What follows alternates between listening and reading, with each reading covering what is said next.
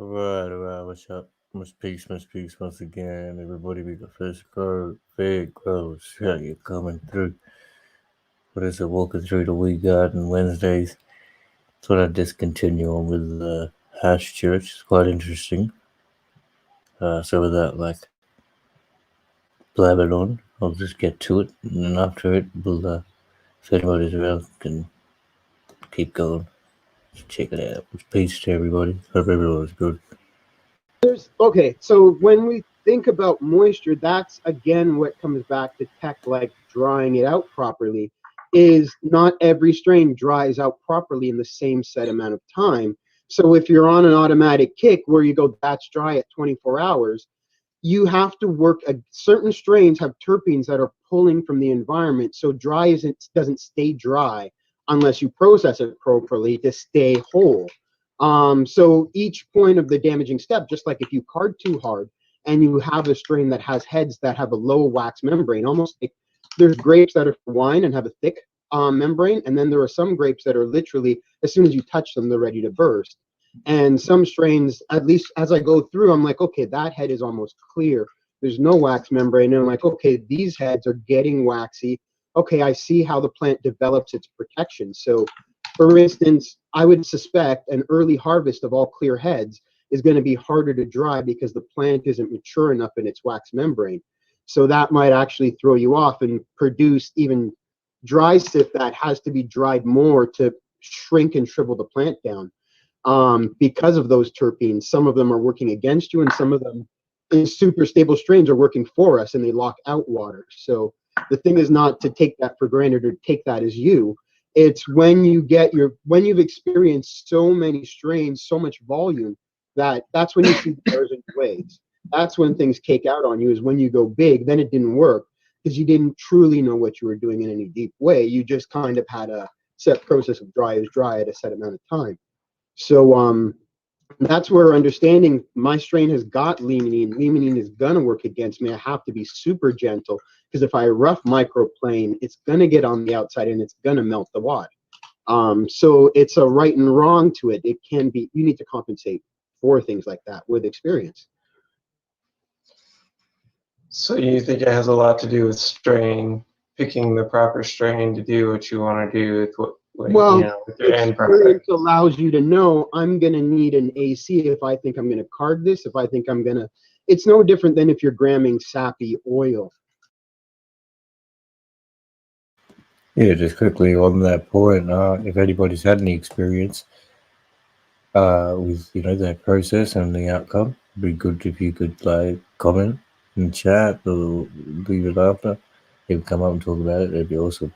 I'd love to hear it because we've probably all got, as you can even see by the show, everybody got individual techniques, opinions, experiences, outcomes. So it's a beautiful thing. We'll continue it on. You're going to need the same conditions you would need to card the same potentially sappy strain because of the nature of its terpenes and its wax membranes. So I find that I'm like, oh shit, if he has to card extra cold, I'm going to end up with sappy oil. So there is a parallel that I noticed by people's anecdotes. And so that's why you have bubble hash rooms now with environmental controls, because people are starting to get up their scale and then their technique isn't working. So they're starting to apply more control to the room. Like, let's nix all humidity if this strain is going to pull it in until it's dried into a proper state. So do you think altitude has anything to do with the drying process? And so those are freebies that you control, and they come and they go. But that's what I'm saying, that may have to do with certain people's products buttering coming from a certain area and not having it controlled to that point. Well, no. If you don't dry it properly, it's not dried properly. It doesn't matter where you live. I live in the Pacific Northwest. It's like the hardest fucking place to dry hash, and I can assure you, I know how to get hash dry. Right, properly. You did it properly, though. No, that's I'm just saying. It's a freebie. Their environment dried it for them. They didn't really earn it, so they can't control it. Then they move to where we are, and everything goes to hell. That's what I'm saying. Yeah. Move to Amsterdam, and everything goes to hell. That's what I'm saying. Yeah, because in their environment, it was was proper just because of their environment. But when you go to a lower altitude, it changes. I'd say you should have your basic. I've noticed that with oil. You need to have air.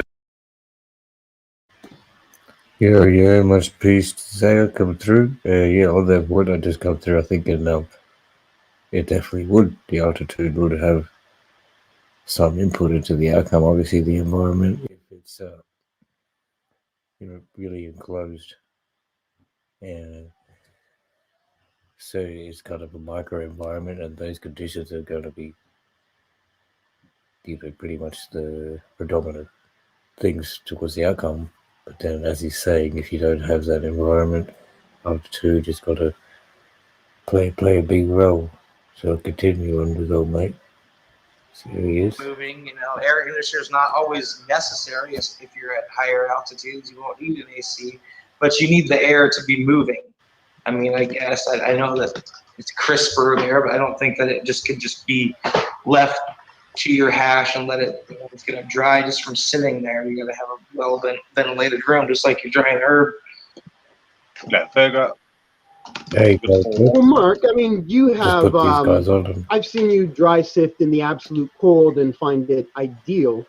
What environment would you say you're trying to create when you have the option to create a room for it, where you're going to try to, use some of the environmental controls that we have inherent from a grow room? I love a cold room. I love a cold room. I love to work in as cold of a temperature as I can. I love low humidity. When I build my lab in Jamaica for cannabinoid research and development, you'll definitely see the whole lab, all 2,000 square feet of it, will be a walk-in freezer. Air conditioning. So I'll be able to dry material. I'll be able to freeze material. I'll have my flash freezers. I'll have my water chillers. I'll have my ice makers. I'll have industrial sized. In one sense, I mean, like I hear what he's saying, and they're breaking down the microenvironments or whatever the environments to make the outcome perfect. But just the thought that come to mind at the moment is like all these things. It's taken away from this natural element and the natural cycle of the plant's growth, how it would be going in the wild. Like it get pollinated. A bird might move a seed somewhere and drop it or whatever, and it comes up, it goes through the elements, and it's still going to produce a very, very high grade flower, but it just all the, I guess, man-made elements coming into it, like the instruments or plastics and shit like this, but still good enough. How you going anyway, bro? I just thought I'd play this thing and get a bit of info out of it. There's like another 15 minutes to go, but Yeah, I'm good, bro. Yourself? yeah, just chilling. So I finished the chat up, but Yeah. have you had much experience with any of like the hash make? Nah, not really. I tried it yet. Yeah. See what he says. I'll press play. Okay. Mixers with special. Building your own lab is like a dream come true. Variables are simple to control when you just bring down the temperature and you take out the humidity, and then you can get it dry. But it's not going to happen in 24 hours.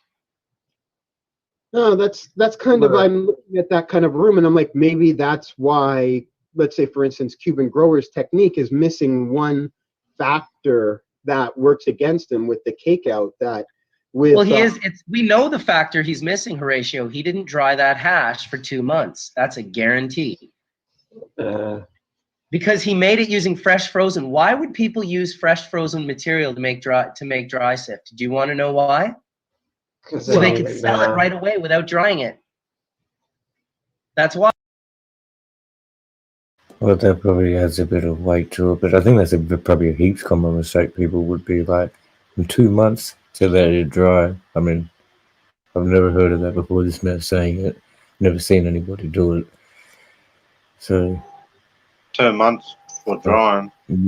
Yeah, to properly dry out his the hash that he's trying to make. Oh, yeah. So Compared to going live night.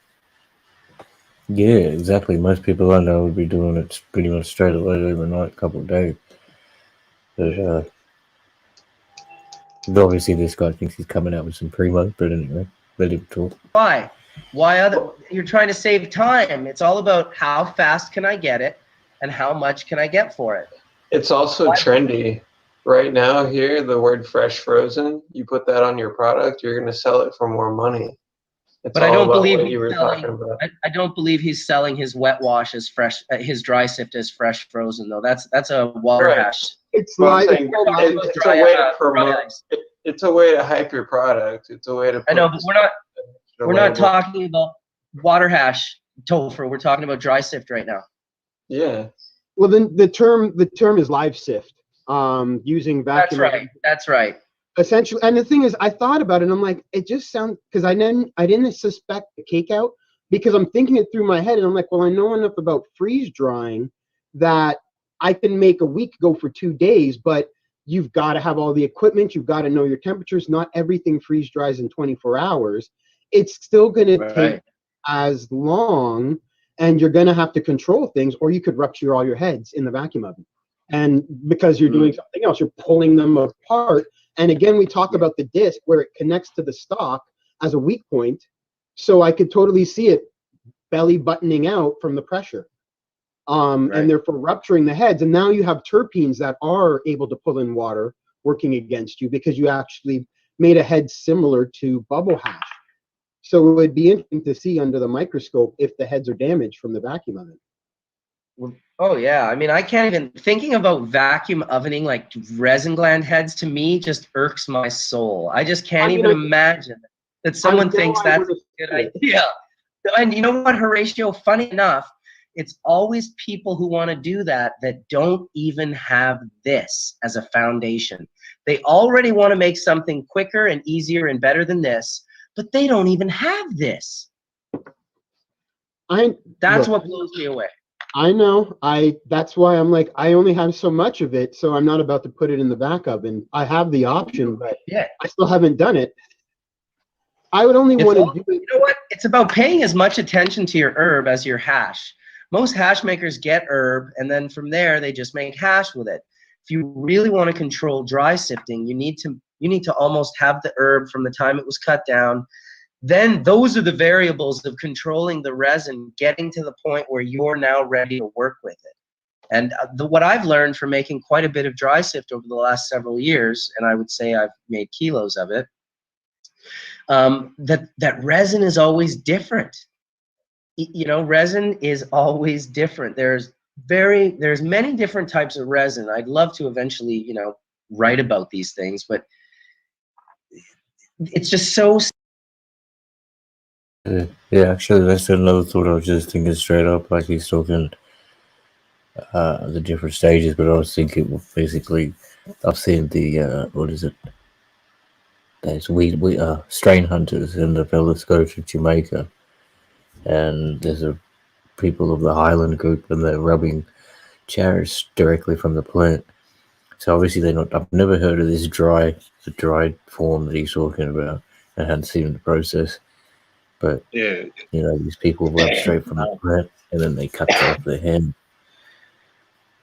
So they get like they get 2 to 3 different.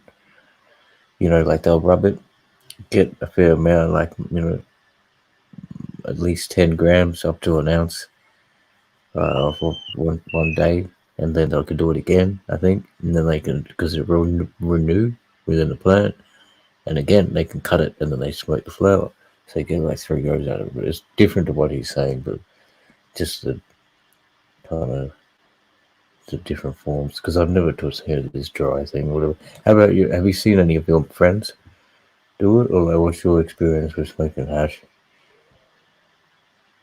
Yeah, I never tried hash before. Never had it? What about the from the mullah? You know how you get? Oh, yeah. You've had Yeah, that stuff. Yeah.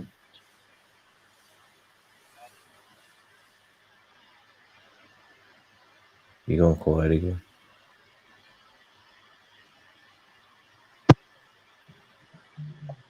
down in the wash that I work.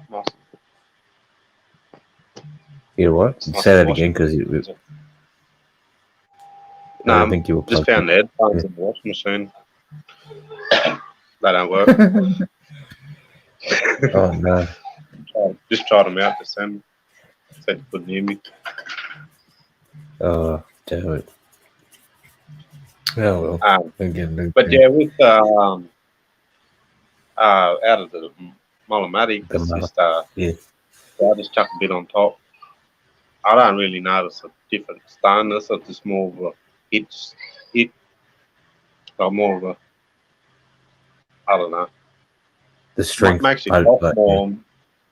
I don't really notice it hits you a different high or anything. You know, it's a stronger hit though. I would find that, you know. But yeah, I find stronger the hit. taste. But yeah, I've never had Taste. enough.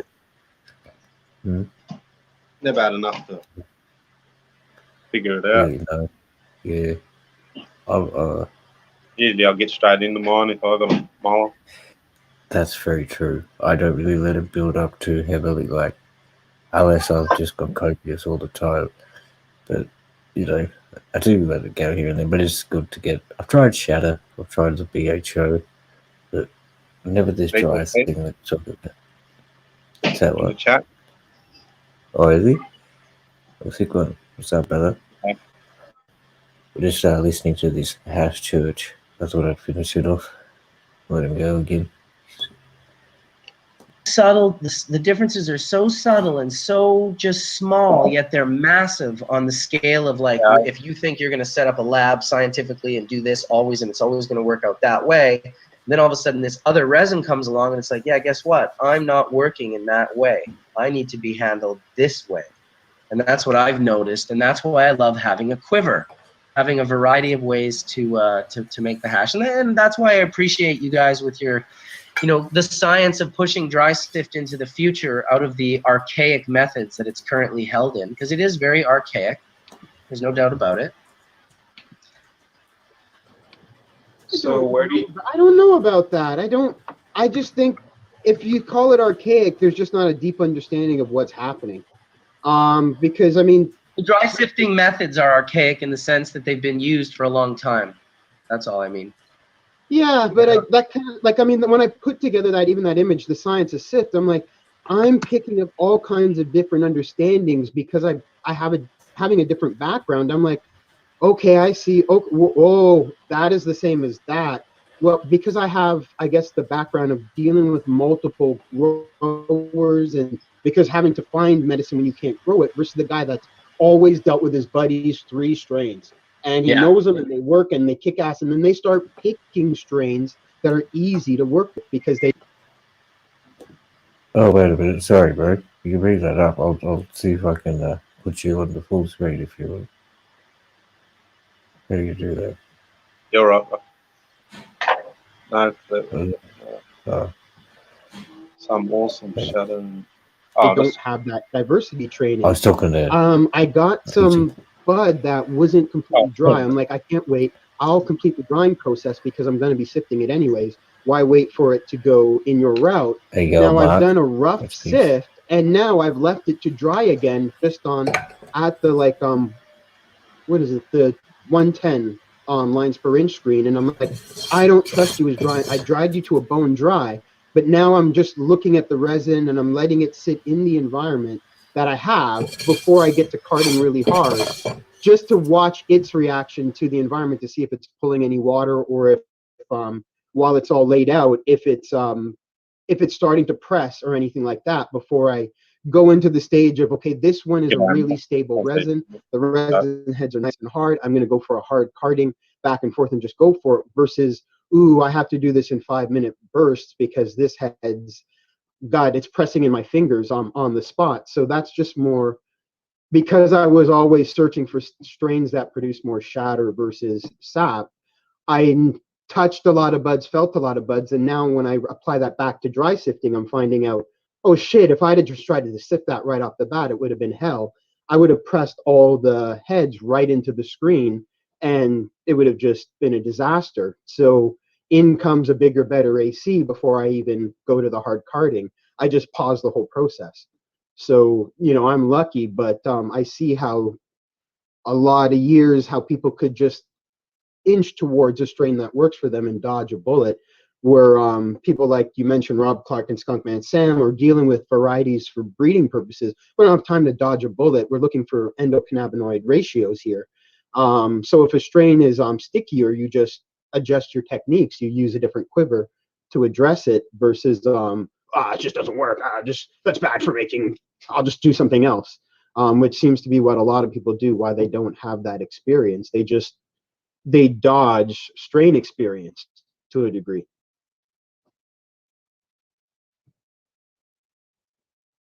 You're muted. Oh yeah, sorry about that. I was just agreeing with you, saying that some people have a lot more access and exposure. And I guess over the 15 to 20 years that I've been at this, I've had a lot of exposure to different strains, and not just different strains, but grown all over the world. So I've made hash all over the world, and it changes. It's different depending on where you are. That's what I love about getting some well-known hash makers to some different parts of the world. Jibs, I was able to make hash with Jibs in Barcelona, and I know it was an eye-opener for him because we were actually in Catalonia, not Barcelona, just next door. And it was an extremely warm, hot day and muggy and humid, and he was suddenly aware that like the same drying procedures there may not produce the same results. And that's, I was telling the Barcelona guys that, for them to wrap that hash, if they're putting it out on parchment, to cover it in an enclosed cardboard box, like a pizza box, will really help absorb a lot of the moisture out of the hash. They obviously have cool rooms as well. The medical seeds guys had a nice, colder room. Can you hear me at all, Fergo? So that's always helpful if you can have a room that you can put that hash in that's, low humidity and much cooler than warmer. I remember drying hash in Jamaica and literally forgetting about it on the card. No, it's all clear now. I can hear you. Can you hear the stream and hear me? I might have to turn them off one second. No, your voice is coming through clear there. It's good. Board out in front of where I lived and where I was. This thing's just got like probably another 12 minutes, but I put it a bit faster. See what they do. And then the sun came out and it was bubbling. Yeah, it was literally bubbling on the cardboard. That's not good. Say again. Yeah, I'll have to. Thought I'd try these ones out. Is it working? No, okay. Your voice is coming through, but can't hear us. You better just dab it all today. It's fine. Just today, all of it. Yeah. That's Dude, I'll tell you, that shit was hot. Red. You a pin guy, Josh? You are a pin guy? I love pins. I wear pins all the time. Are you about to show me one of those? I got a pin for you, bro. Yeah, I've seen those. They're so sick. It's so. I'm gonna send you one. What? Yeah, dude. This is like. I actually need to get some custom ones like this that say Bubble Ambassador. That's what I need to do. I just thought of it right now. But yeah, these guys sent me a pile of them today. I came home to tanner them or something. I'll give them one more shout out. Yeah, Mark. This is Bubble Man's World. We came across it the other day. It's just like the continuation of the House Church video from yesterday. About 10 minutes ago. Trippin' Blazed. I guess they do custom pins. They did these bubble bag pins. I thought it was pretty hilarious. I will absolutely send you one. I'll make sure I text you text me your address because you have my number, and I'll get you one sent out. And I said I would send Jibs one out as well, who is also makes a lot of hash using bubble bags. Where did Jibs go? He took off. Those are sick hat pins. Looks like Jibs took off. He's been gone for a minute. Yeah, Jibs was in for a while. He was in for the first hour. I got to take off in a little bit. I was unfortunately, I woke up a little later. I wanted to start Hash Church at 7 a.m. and go till 10, but I started it at 8:30, and I guess we're going to go till about 10:30. I got my son has a piano recital today, and I've been away for 3 weeks, and I absolutely will not miss his piano recital. He's playing a Star Wars song. Oh, shit. Topher's the real hat pin guy. Look at that. He's got so many he can't even put them on a hat. Oh, shit. He's got them mounted. Yeah. I got a few given to me in Amsterdam, and I guess I think D-Nail has sent me quite a few. Oh, yeah, here's some more. So I got this, like, little guy here. Oh, that's cool. I like that. D-Nail sent me that one, and they sent me this one, a Charlie Brown with his D-Nail. Nice. And then they sent me Linus. with his D now. No. Silly. Yeah, for some reason I don't even collect these things, and I have fucking 12 of them.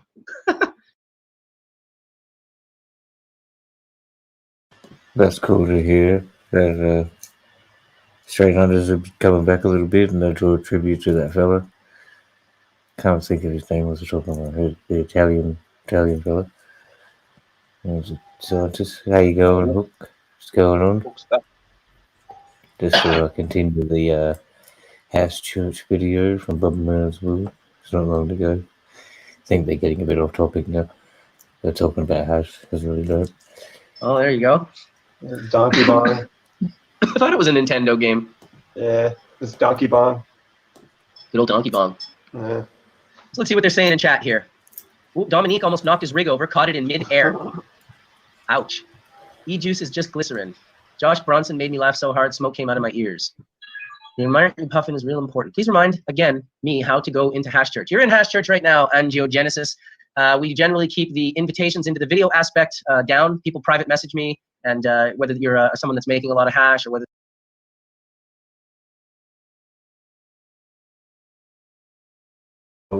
It kind of looks like they're up to their comments. It's pretty cool information there. Go for a little bit longer. Anyone's welcome to come up, but Hookster, if you're going to do your live, it'd be cool. It plays up here and go easy off. Yeah, but good news on the beans, on the bean front for me. I've had a few beans in germination stage, and they've been taking a while in the jiffy plant and things, but fortunately 2 of them came up.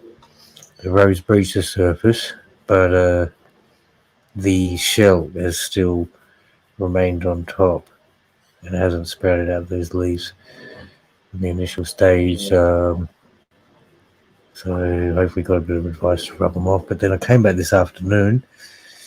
One of them had grown a bit, and the shell kind of had opened up more, and I just touched it twice, and it came off. So that was pretty cool. The other one hasn't moved yet, though. But also on the third one, started breaching the surface, but same thing. Shell still seems to be on it, so I'm thinking maybe I didn't put that deep enough or something, so that the dirt would make it come off, you know. But anyway, happy enough. They just come into females and boost. I was 10 minutes behind. Holy shit. Reloaded. Reloaded. I'm not a I got to reload all the time too. Every little pause I'll reload it. Wow, the lag. It's pretty crazy. I noticed there's a bit of delay here, but how's the bowl over your way? What do you got? Bit of the homegrown or? Oh yeah, yeah. I Bit just of both.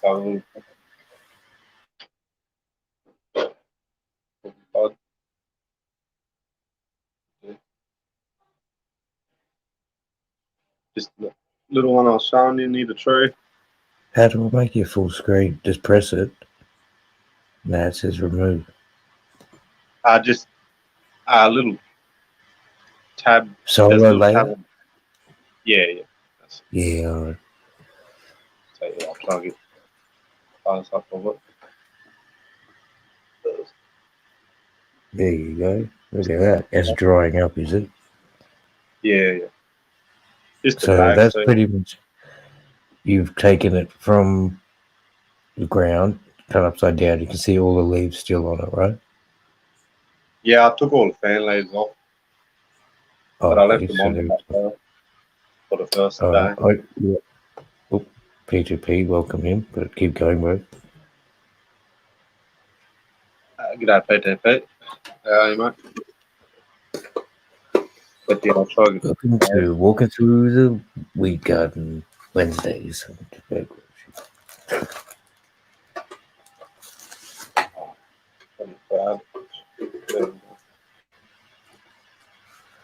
Plastic bag seed. Hey, how does it smell? Oh shit! Sorry, man. Sorry. This smells competes with the critical grill. Oh well, that's nice then. Pretty cool gorilla. I'll have Actually, to looks change pretty. the leave it. How long was it? I mean, how many months was that around for? Hey, How many months was that around for? ah, Like, how old is it? this wasn't long actually. This was probably 3 months at the most. This was big. Yeah. It was only about So that, this big when it flipped the flower or something. It wasn't that big at all. wow, Yeah, done a stretch. Still probably about this nice much. man. Underneath. Now, it's got another 10 days or so. Yeah, at least 5 as far as I know. 5 days. Cool, man. Good on you. And Nothing that, snapped. I'd say they'd be Still up to an ounce on it. Oh, I see. They still get wet. P2P could be muted if you're trying to talk, but if not, it'll cool. But yeah, it's not bad, this stuff. By the looks of it. I pulled a bit off before and the bud dried out and it just looked perfect. Oh shit.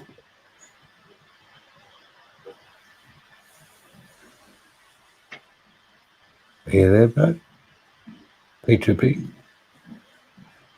But this is a little bit I got hopefully drawn out before. Might have a little snap here. No, still thin. Yeah. This will dry a bit quicker hopefully. If I can try it out. Well, shit, I'm like way off camera. Hang on.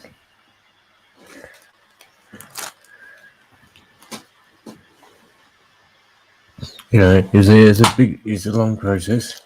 It's probably very, very worthwhile. Day by day, week by week, looking at it, nurturing the plant, seeing things, and I'm sure year by year it gets even better and shit. Start learning more. Different things happen. That plant there, that one just fit. And it was only that big. And it just went bang and it smells nice. The bud dried. So I thought I'm going to try to keep this one around. I'm going to get some Florida silver and male good seed. I've got plenty of seeds, but I don't know if it's going to be the same one too much. So they all kind of. Hey, wombats, how are you? I can't even. Oh, there it is. This time. Fucking hell, mate. Yeah. I'm going blind and fucking deaf. So with the hey, what you say, hey, Hook. Flower, do you think that it was kind of the other things that were around it were still growing in vegetated or whatever, still leaves, and this one just flowered out of nowhere? Well, this one how it flowered early, you said. Was there other things around it? Yeah, true. Nah, I started it indoors. I wasn't too used to indoors. True. Okay, so you had it flowering indoors, or started the flower indoors, and then you took it outside? No, I just fed it indoors, and the outside wasn't matching the light. Ah, yeah, because you did what I did, 18, and then you took it outside. Yeah, it's like there's not 18 hours out here. It must be time to flower. Yeah. That's what happened. I heard also the other night someone was saying the plants get confused and triggered into flowering because the taproot or the root hits the bottom of a pot because it's too small, or the case that it's in. They'll put it in a cup or something. I doubt the roots hitting the bottom of the pot would cause it to flower. What it will cause, it will trigger a different state. Yeah, in my time I've been going, and I need to really change the fabric pot, really. If people who use fabric pots reckon this doesn't happen. When you use a plastic pot and it hits the bottom, it hits the side, it'll follow, the roots will follow around the pot and circle around in the pot, and it'll become root bound, and then it'll slow down. So even though I pot up when I veg, right? So I'll go from a tiny 4-inch tall pot to a fucking, say, a 8-inch, 10-inch tall pot by about 6-inch wide. Then I'll let it get up a bit, and then I'll put it into a bigger pot again. I'll veg it to just about when I'm about to flip it, and then I'll pot it again. Because every time I pot it up, it has a spurt because I'm still using plastic pots, and the roots get stuck on the side. And then when I let it out, it's like, hey, it tries to grow. I would go with a 30-gallon fabric pot. I got one here. If I can send it off. I haven't used it yet. No. Everyone reckons fabric pot, the root goes to the side of the pot and then terminates itself because it'll try and go through the fabric and then it'll die when it hits the air or something. So it like prunes it. Yeah, air pruning or something. But yeah, if I could save on the small setbacks that being root bound does, it's only tiny. It's not as substantial. Well, if you let it go too long, it's bad. But it's not as substantial as if you like tear a branch off a plant or try to build a knuckle. It's always way more detrimental than just being root bound. And if you're in a hydro or a DW, like it's getting plenty of food anyway, but it'll still bind up. Yeah, I just changed my water and more. I would say. What do you do weekly? Yeah, roughly. Yeah. When I get around to it, really. But yeah, weekly I try. Yeah. So I don't mold up or whatever. Got friends I know, 7 to 10 days. Yeah, I just been a bit busy. And I didn't put a hole in my bucket, so I got to do it the hard way, sort of. So I can't just stick the ours in. I got to lift the lid and make sure I'm not breaking anything. I don't know set up in your bucket. When I put all the water in and start baking, so it's too late now. I got to put this in. So I just use the normal bucket like nothing. Even like noticed that from I think it's a cool thing. Noticed just watching the church, and they seem to everybody, like everyone. It's cool, man. Like everyone's got different techniques, experiences. It comes out with. It's still in one plant. It's this one universal plant, but it's just environment is obviously a factor, but everybody's individual little. Yeah, environment, strain. I enjoyed hearing the different problems people have with different strains, like that it's not all just this process and it will always turn out like this. There's always going to be variance depending on the strain and how it was grown and potency and how dense the bud is. Yeah. Yes. And even just you about done bubble hash. I realised this light's still off. You done bubble hash before, Fair? Yeah, I've never I've seen the bags. I've never seen the process in real life, and I've tried this stuff but I haven't had. I think the finest grade. I think I had the third finest from the finest, and maybe number 8 or some shit. Number 3, number 8 or something. I don't know. How come? I remember it was a number. It was a while back. It was in high school, but yeah, it was dope. It was pretty yellow, so it was clean. Just the times I tried the BHO, it came out black, really dark green, and we did it very quickly. And the taste was even there. It didn't taste clean. My BHO came out like clear. so clear like glass. And then when I scraped it with a razor, it turned white. Like, you know how when you shatter a windscreen, like you hit a windscreen or something, and it fucking goes, and it looks like it's sort of frosty. Because I started scraping the shatter, that's what happened to it. But it was clear. It's because I used a bag that was way too fucking small. I forget what micron, but I didn't want to use it for pressing because I knew it was too small for pressing the micron. Yeah. And I don't know why I thought it would be okay for BHO. But if I stuck it on the end of the BHO device I made, and yeah, it came out clear. Yeah. True. Zay said he hasn't really had to, but yeah. I think Fucking bubble hash I didn't mind. Like my bubble hash was alright.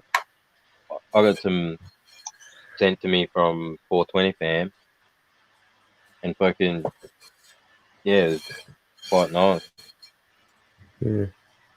quite I potent. mean, yeah, definitely. But they're As I was people saying, they enter like cannabis cups and stuff like that, you know, fucking yeah. and they actually won 1 year. Oh, okay. Cool. Yeah. See, that's pristine. Like, so I think the different variants are really great. As I was saying just before you came on, that he doesn't really see the difference in the stone or like a different level of stone or high. something. He was saying, yeah. He said it's Okay. definitely she tastes it and it's stronger hit. Like I said, I do find it. I find that it's got that really strong taste, and it's just much stronger hit, bigger lung expansion, thicker smoke. I definitely But feel yeah, difference in the high. yeah, I can feel I can get to the point where I'm like stoned. I can't get any more fucking stoned. Yeah. And I just start getting annoyed. saturated. But yeah, just the weed wasn't good enough, and it doesn't matter how much I smoke of it. I just can't get enough in me at any one time to make it hit that hard. So if I go fucking top it off with a bit of hash or something, then I rip that. You know straight away. You feel your body start to slump if it's a good hit. Then your head might go down a little bit, and you'll feel your eyes wanna you feel that heaviness in your eyes. But all the rush in that, as far as I know, comes from oxygen deprivation. Okay. So Yeah, it's not right. from the Exactly. it's not from the weed. It's from not having oxygen in your lungs when you took that hit. That's it. And the Nexus was saying the other time, it's not the percentage, it's the terpene profile, which gives those like different traits of high couch lock, energy, this and that. I think he's onto something there, because definitely different tasting weed, right? And I've bred a few of these together. I haven't tested them, but they can't be majorly different from what they used to be, even though I crossed them. And the crosses of them, yeah, they seem to be quite good.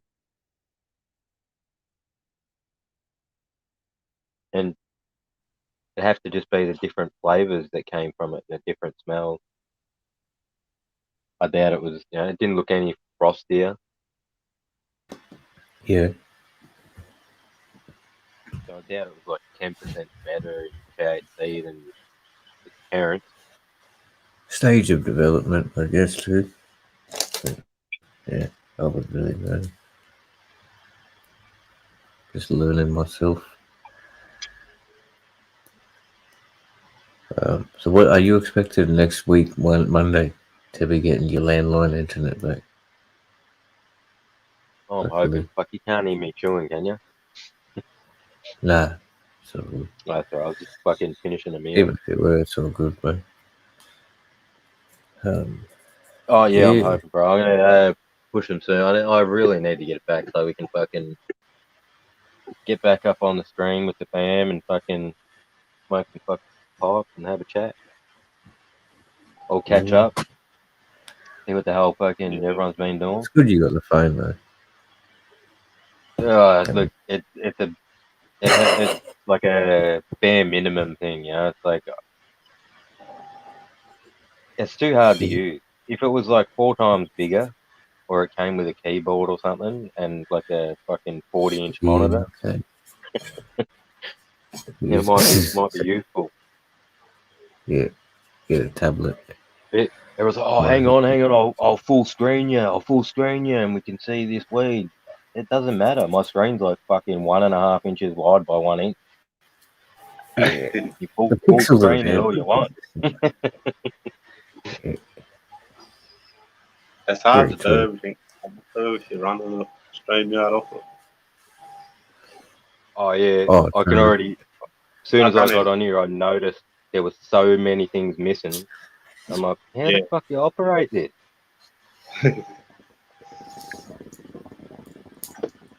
Yeah, I got myself up on full screen. I couldn't figure out how to get it off. I visited YouTube Studio on my phone 6 times. 6 times, even though every time I went there, what I was looking for wasn't there. Because so I go to YouTube Studio to go live on the PC. YouTube Studio, go live, boom. on a phone, no. Yeah. So I'm going to YouTube Studio and I can't find live. So I leave and I keep going back there looking, even though I know it's not there. We're back 6 times before I realised there's a circle on the bottom of the screen of the phone, and if you press that, that's where you upload videos or go live. Oh, yeah. Like, holy crap. Like, why is it going to be so different on a phone to a PC? I didn't even download. I just searched up StreamYard and logged in. Probably have to download it. Probably be easier then. Oh, we got the main man in the house, captain of the pirate ship. The Hookster is here. G'day, boys. How's that Go sound? Sound all right? Go hook. Yeah, mate. Hey, fucking. I don't know what it is. It's because you're on a tiny little screen. You got that jacket and the sunnies. Thought you were going to fuck it. I thought you looking like a Fortnite character for a second. They use my character, buddy. They use me in my evolution, my evolving look.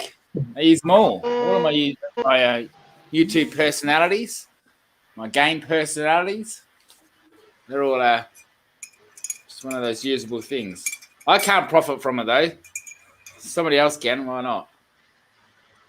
You're on the coffees? Oh yeah, I had to sleep, lads. So I tell you what happened today. Camo came around. Camo came over. It delivered 5 different kinds of weed. All right, one of them was the most purple I've ever seen in my fucking life. I had a cone of it. You probably can't see much from there. Shout out to Camo.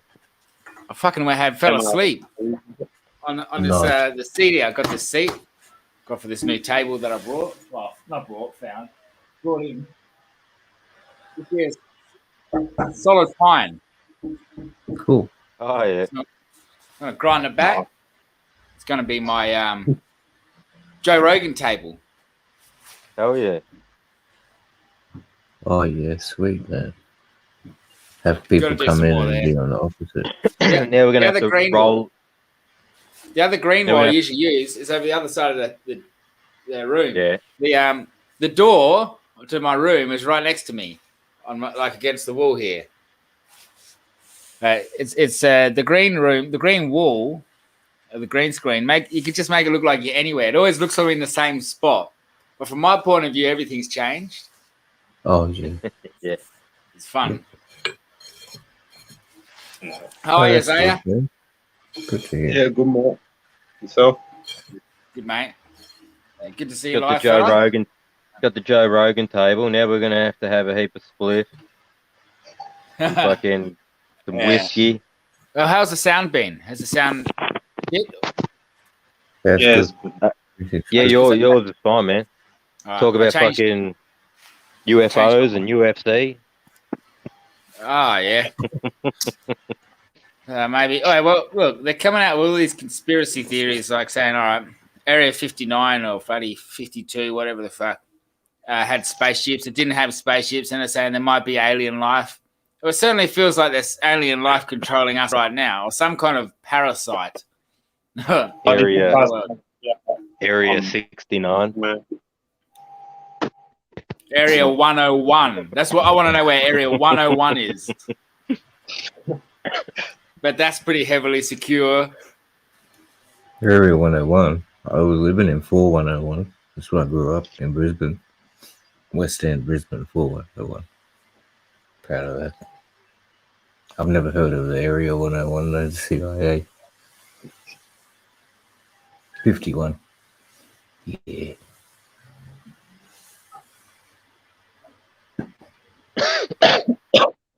Yeah, fucking Area 51 and SR something and Groom Lake. They're all in the same fucking area. They're like just up the road from each other or whatever. Everyone found out about Area 51, used to go there and watch it. Then they moved it up the road a bit. So, Brendan, please. Did you ever hear the story of where Hook got the mirror? Not yet. It looks like it. Wow, no. Where did you get it, right?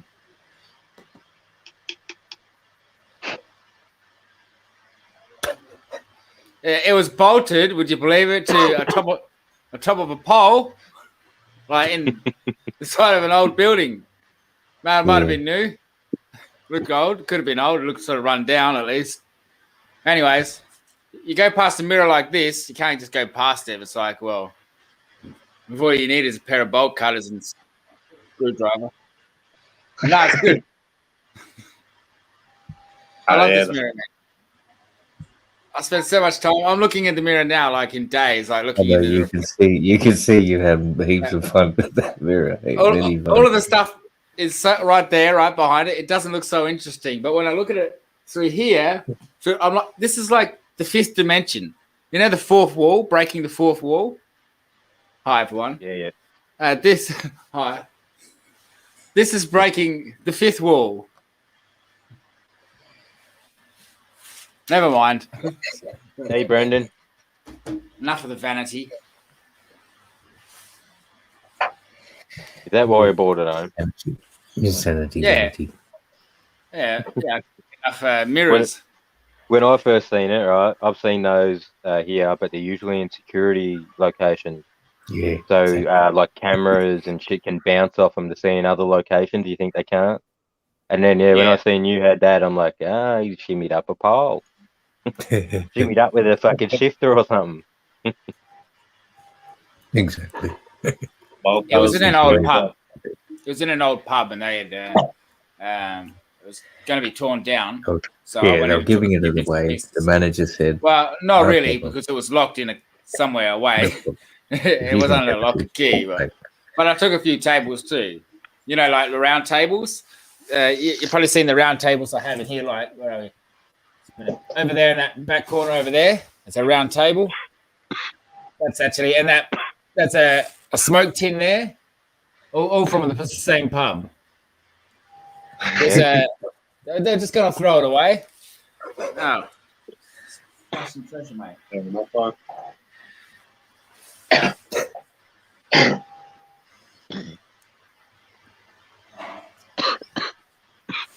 Stoked going. So that's cool. You've got 5 different flowers there. One purple one. Some 4 other.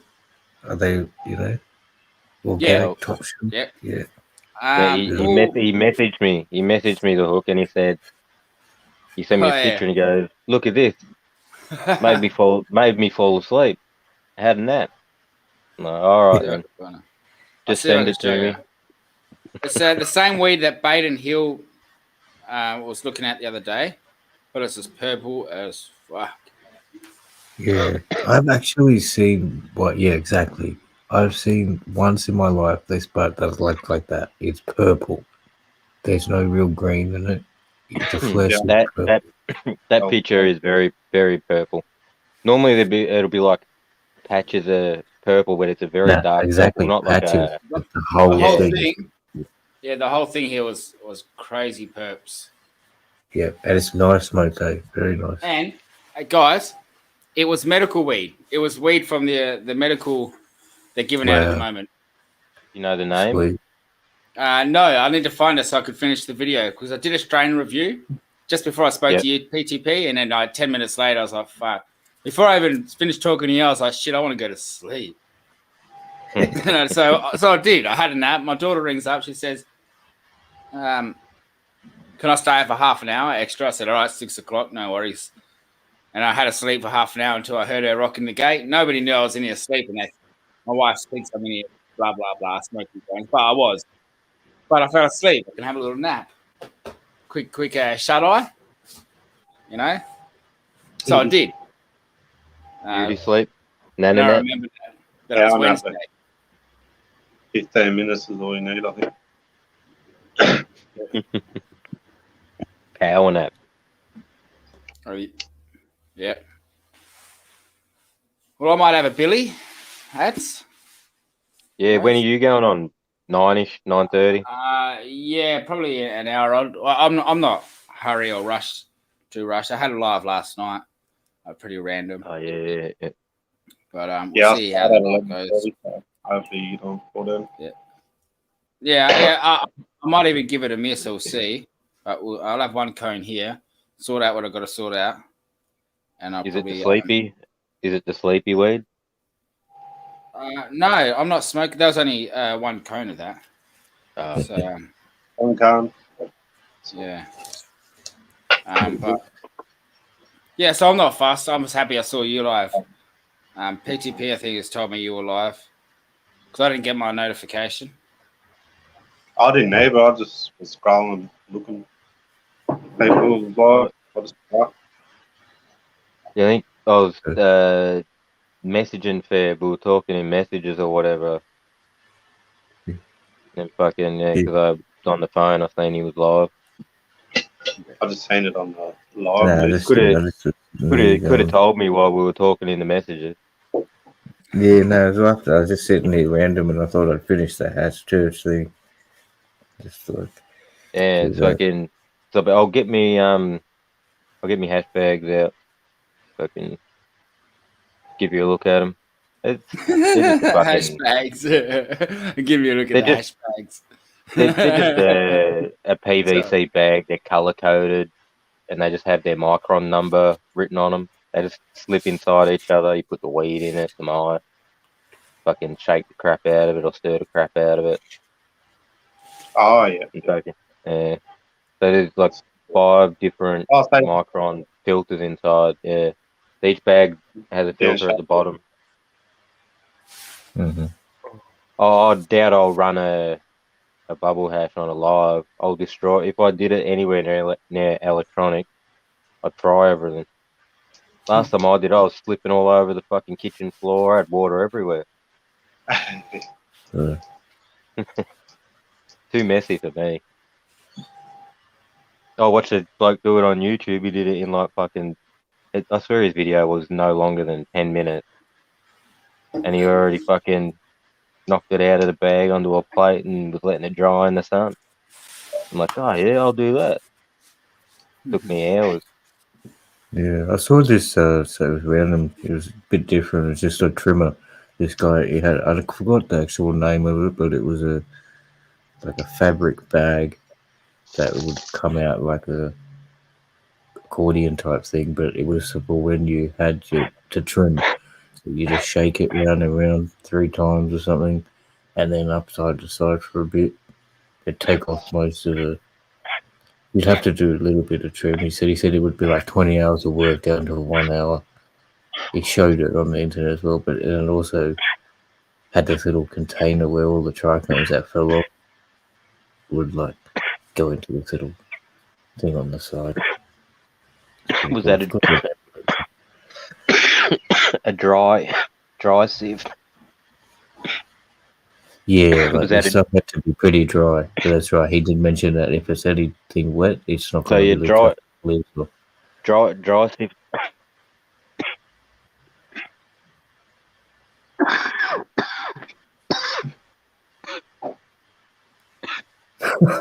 Sorry, mate.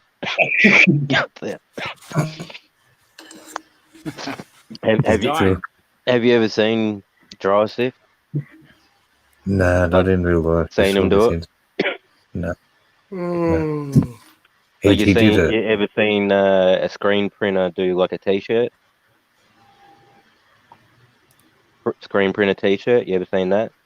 Oh yeah. Yeah. So it's basically one of those screens, and they get the weed and they just rub it on the top.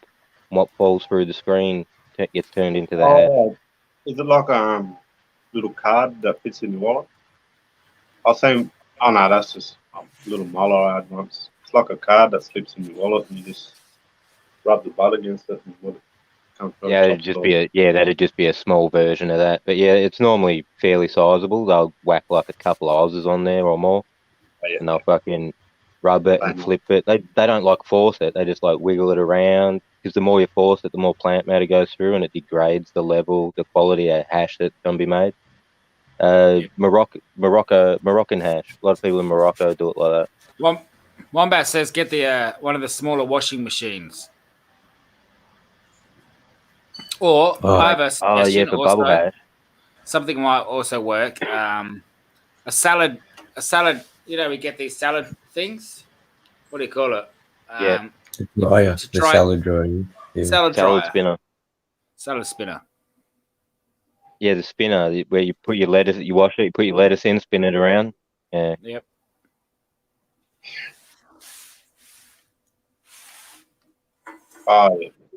Wombats. Yeah, I was thinking like a camp washing machine. Yeah, like similar to what Hook's saying, but it's a bit bigger. You would have seen a Wombat, and you just turn it by hand. Not really, Brendan. I don't think, unless you've got enough weed. In the end, on my third attempt, I used a power drill and a coat hanger, and it worked way better. The yield was better, but again, messy. Just lots of water everywhere.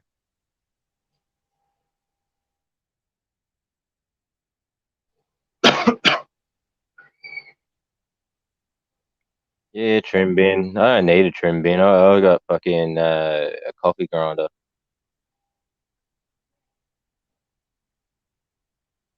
Yeah, I've seen them trim bins. So if I want all the trichomes to fall off my weed, I just put it in the coffee grinder. Otherwise, I just chop it with scissors. Oh yeah.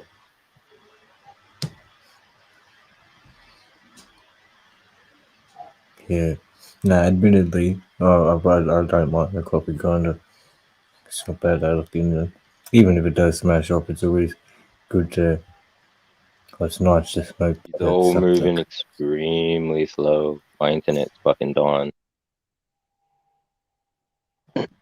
Really? You just came through hell fast with this dog. That's because Aussie Cossacks live, and everyone wants to log on from Melbourne to see Aussie Cossack. Come on, mate. Don't mention that. We're not going there. My apologies. That's all right. He just stopped streaming. He found out you were live and he's coming over here. He's not coming on stage. Anyway. There you go. There you go. Yeah. I'm in the trim bin. I was talking about.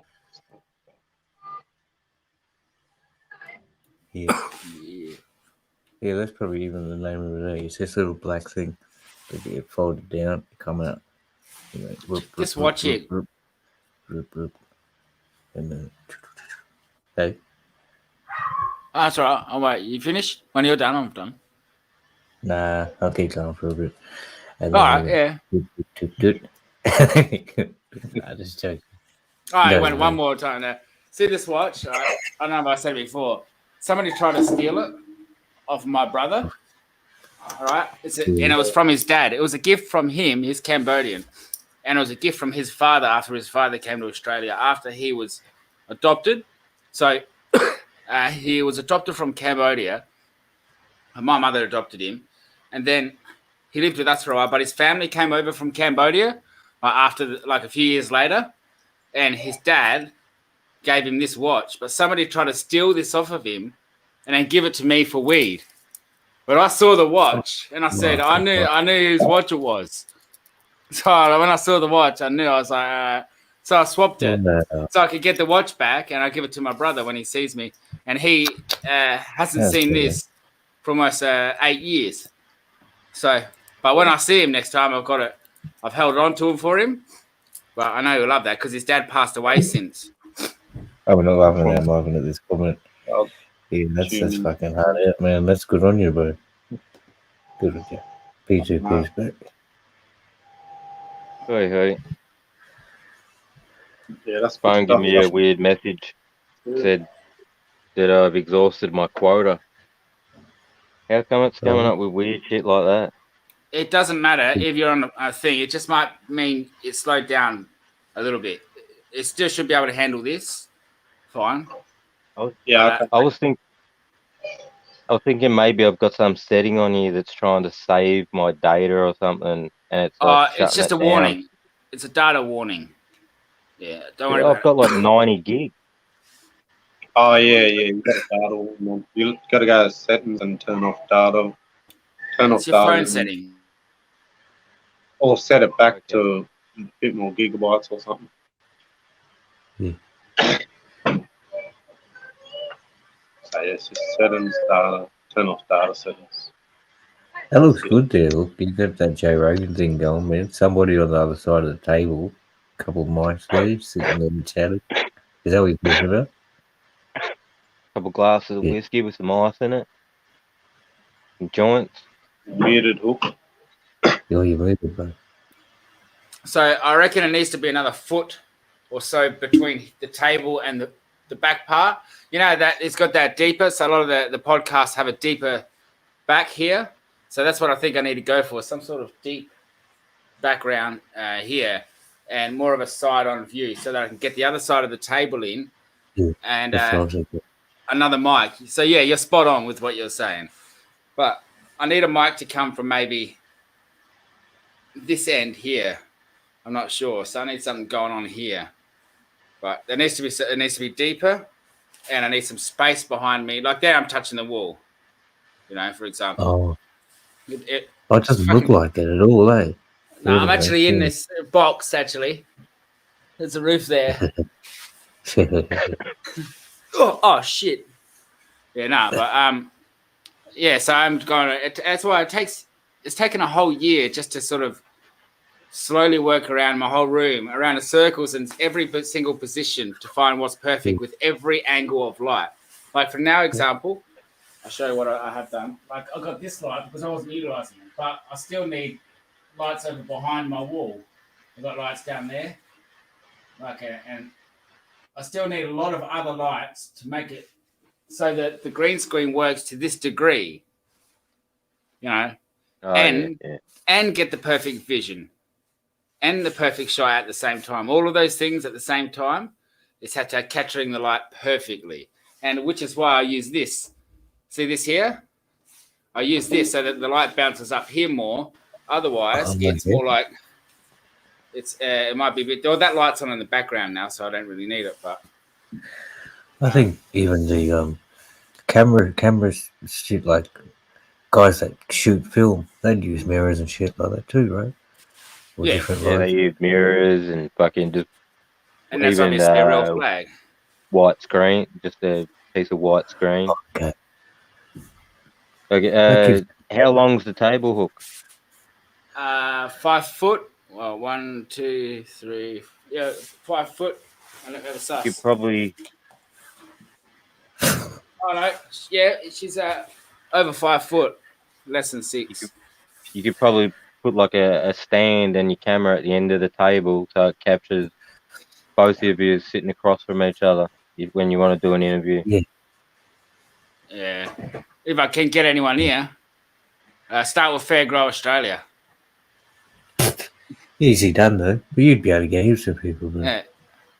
Yeah, I've got a lot of boys. An old cat who wants to come in. I've got a few people. I've got to go to there as well, but you know, gotta get. It's just Adelaide. Still up. Oh, okay. Don't have something. Oh, yeah, brother, easy. Good, thanks for coming through. Have a good one. Yeah. Cheers, Aya. Hey, Lord, There, mate. cheers. Come on. Hi, everybody. If you're There's that. watching, do go to Zaya the Aussie on YouTube. Subscribe and do all the good things. And All the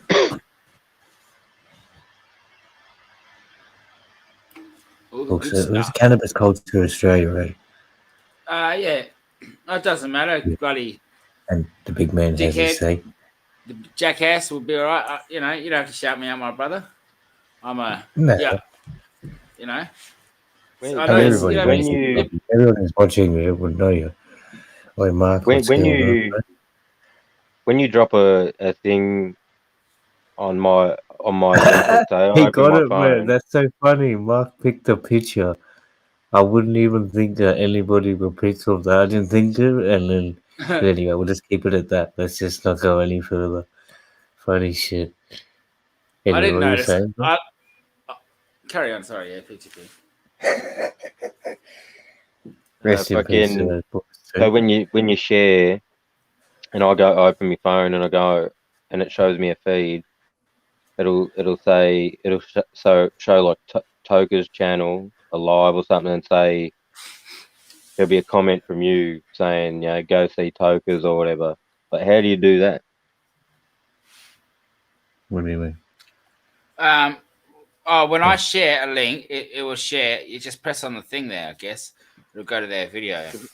Because I press share and it doesn't say anything about letting me share it on YouTube. Okay, yeah. It'll just let me share it to like my email or All right. my messages on my phone. Yeah, you can't do it until you get 1,000. Okay. 500 actually. Now they just changed it to 500. So yeah, that's a privilege that comes a little bit. You will get there sooner than you think. All you need to do is continue to put out content once a week, and your channel, any channel will grow. Any channel will grow. It's when people don't. YouTube wants you to put out regular content once a week. Did you see how quick they turned the comments off on them videos about McDonald's? They'll do that sometimes. You might be able to go back and change it to turn it on. You might be able to turn it back on. Yeah, I tried. It sent me a thing saying that YouTube basically decided to turn these comments off, and then it showed me a list of things, and apparently I've breached one of them. I wasn't going to sit there and read a fucking paragraph or two about fucking things that you're not meant to say. Yeah. I've been there. Yeah, you've been given your spanking. You got a spanking.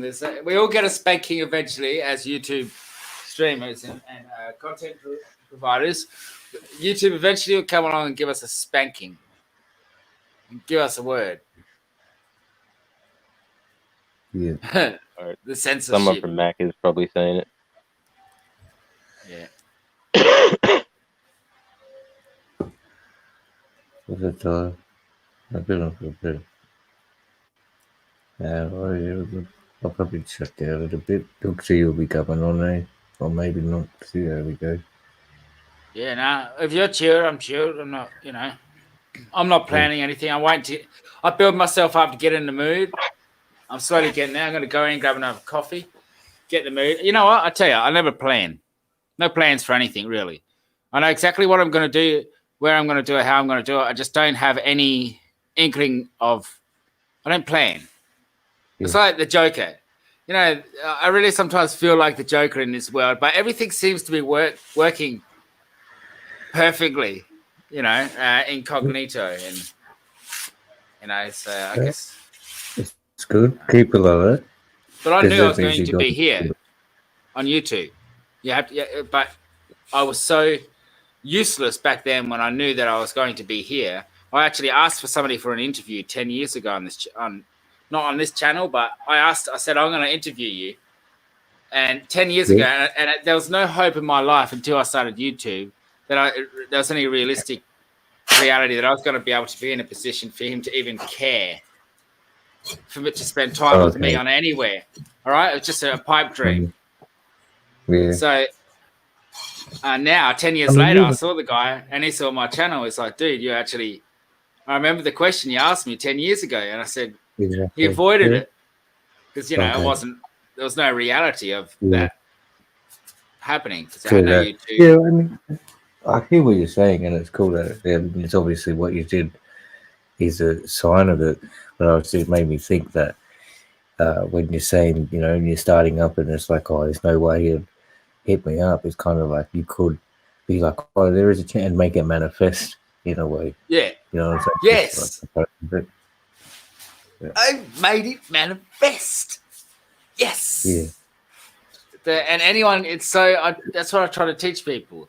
It's this happiness and anger that I've managed to defeat. Sadness. Or I don't know if it's depression, not depression. Well, something. Well, I don't want to talk too much on depression, but definitely anger and happiness is almost a decision because you're the one who decides if you want to be pissed off with someone or not. You're the one who can let it go or not. You know, it's up to you whether you want to be in a bad mood. Yeah. And then also, I mean, yeah, shit, you could talk about. One sort of thing I've heard is that if it's others that has given you the bad mood, what others are thinking, you can't change. So pretty much it's up to you to, you know, try and be on the positive link. But yeah, I'm not here to tell anybody how to live their lives or anything. Give any psychological advice. But if I can look inside yourself, find your direction, follow that path, be yourself, be the best you can be. That's all I gotta say. Hey, so you watch the rugby? You watch the rugby, mate? Yeah, but I love Union. It's the best. Yeah. It's the best. Sure. Yeah. Being down here, it's like nobody really. What's that game? Talks about it. Exactly. No one knows about it, and AFL's just everywhere. But I'm getting, like, you know, I like it. I went to a game. So it was. We did have a team. We had a team once. It's called the Rams. The Rams. Yeah, I remember when you got in the Super 12A or They Super sucked. 15 when you could. They never won a game. Oh, they didn't win many games. Though. Only for 1-2 seasons. But, yeah, that's cool. Good you notice. You remember? Yeah. Yeah, I know this city very well from Fair. Every single corner of this city of Adelaide, all the way out to every single corner of anywhere and everywhere, right out to Melbourne. Every single place, every town, every one of them, all the way out. Like I know it all like the back of my hand. There's no part of Adelaide I don't know. Like the back of my hand. I could walk around with my eyes closed from any direction. You know, it's small though. Look, you could walk from one side of Adelaide to the from the north to the south, literally within an hour and a half, a couple of hours. You can literally walk through the whole right from the north to. Well, how far are you talking? From like Elizabeth to Noarlunga? I don't know about 2 hours. All right, so it'd be a day, half a day for sure. Okay, well we're north. We're considered north, right? Okay. Let's just say we're north. Let's say south would be not far past Goodwood. Oh, okay, yeah, that's a few hours, yeah. And you're in the southern, and you do that in Melbourne? Cool. Nah, it'll take you 2 hours to get across out of the jungle. Sometimes, out of all of the concrete, and you go to Brisbane and do that, or Perth, take forever. We could jog from one side of our city to the other in less than 20 minutes. Yeah, the CBD is tiny. It's literally a half an hour walk across from east to west of the boundary. It's crazy. Yeah, no, Nirulta. Yeah. Yeah. I worked there. What did you? Yeah, so how about everybody else? You guys get the... I mean, the Victorians probably obviously get the AFL. New South Wales, they'll probably get a both. But I don't mind the AFL. It's just the rules. It took me a fair while to start. And I still don't know every little bit either. And that's a little bit confusing, but I know most of it. Yeah, it's pretty cool. Gawler. Yeah, bro. Everybody knows Gawler. What's up, Adelaide 420? You muted Hook if you want to so about Gawler. Gawler and Galway. There's two of them that sound similar. G'day, Adelaide. Oh, true. Yeah, Adelaide. Do you follow the AFL, PGP? Nah, not that much, mate. I used to, but my team's fucking gone. Oh, what? Who were they? Yeah, Fitzroy. Merged them with a fucking Queensland team. Oh, the Lions. Yeah, the Brisbane Lions, Yeah. mate. That's my team. Come on, G. That's the best one. Fuck off. I should have just fucking done it to Footscray. In Adelaide, we still talk about Tony Modra. Who did he? I know that name. I can remember that. Tony Modra. You know who Tony Modra is, don't you? PTP. Yeah. Yeah. Just like Tony Locker, like one of those players that was just overhyped, but they're spectacular players, you know. Yeah. But I was just saying it as a pun because we're so far behind. Who team did he go for? He's a Crow, Adelaide Crows. Oh, okay. And my team's guy that was Bernie Quinlan. They call him Dirty Super Quinlan. Boot. Bernie. Oh, yeah. Bernie What is Quinlan. that word is a dope part of Adelaide. I could go anywhere like 40 minutes. Yeah, once my team got fucking merged, I sort of cracked the shit, and then after what was it, the 89 grand final, I sort of felt like football got a little bit wussy, and it's just been getting wussier ever since. Oh, well, have they said the rules have actually been similar in? Because even rugby league too, rugby union, you can't do they used to call it spear tackle, so like the 180 degree where they land on their shoulders or their heads, can't do that. Yeah. I mean, not that that's a good thing either. But yeah, well, that's basically like power drive someone into the ground, isn't it? Yeah, it was part of the game though, and you can But anyway, and fingering the bum's always been banned. I'm pretty sure. Come on, man. They do the old finger bum. the Hopawadu. They do. That's a tactic they use. They'll finger in the butt. It's a filthy gun. Under 15s, like we're playing, and this was high school, and the private schools would be. I didn't go to private school. I went to a state school that would compete with the private schools, and they would be importing players from, say, the islands, Papua New Guinea, this fella come from Papua New Guinea, and they had a lot there at Nudgee, and he was out there going like at 15, standing there in like the halfback 5/8, going break his finger, when they're in the mall and ruck, and they're like just wasn't doing pretty dirty shit, but it's part of the game as it is. But even pulling on the ears. You grab someone and pull on their ear in a certain direction. Fucking just give them a rip. Oh, fuck. And they're fucked for 30 seconds. Like just 0.3 of a second. That's all they need to get that ball away. If they get away with the umpire, a bit of a reach around. You put that comment on the screen. I was just about to say to Zara, I forget I seen that comment there. And now I fucking put it up on the screen, huh? American football. It's American Football League, isn't it? And then Brendan's like, what the F is it? Get this. AFL is actually older. If it wasn't for aggro, I wouldn't even know what the hell rugby was. I'll give you a small tip, guys. Interesting facts. AFL is one of the most attended sports on the planet out of all sports.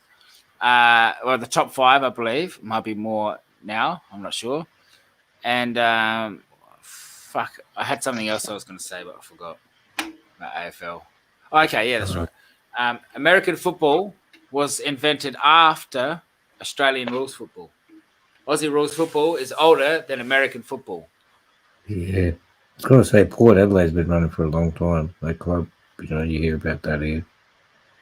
So, over 100 years for sure. Yeah, you're on the mute if you were talking. But Oh, yeah, Port Adelaide, definitely one of the oldest footy clubs. That's why Collingwood gets shitty. Port Melbourne. Port Melbourne. Port Melbourne, which is now the Sydney Swans. Port Adelaide. No, isn't that South Melbourne? what? I thought they were Port Melbourne. Might be South Melbourne. I always thought it was Port Melbourne. Someone in the comments might know. Sydney Swans South used to be Port Melbourne. South Melbourne Yeah. are red and white stripes. Downwards. No, Melbourne team, the V. Cool. Yeah, no, I was thinking about. I think long time ago. There's a lot of people watching it from the southern half of Australia, but then I think just in my head, like Gaelic football was very similar, and there'd be a lot of people watching it there too. So if they combine that, it'd be huge. They do, and I did notice. I did notice the similarities. Apart from it's a round ball or something, isn't it? But we've seen AFL players over there, and they had games with them and shit. And I think vice versa. You got a goalie and a soccer net in Gaelic too. But yeah, sports. It's been funny actually since the lockdowns and stuff. I saw the NRL had like cardboard figures in the first few rows of the crowd, so that it looked like a fool.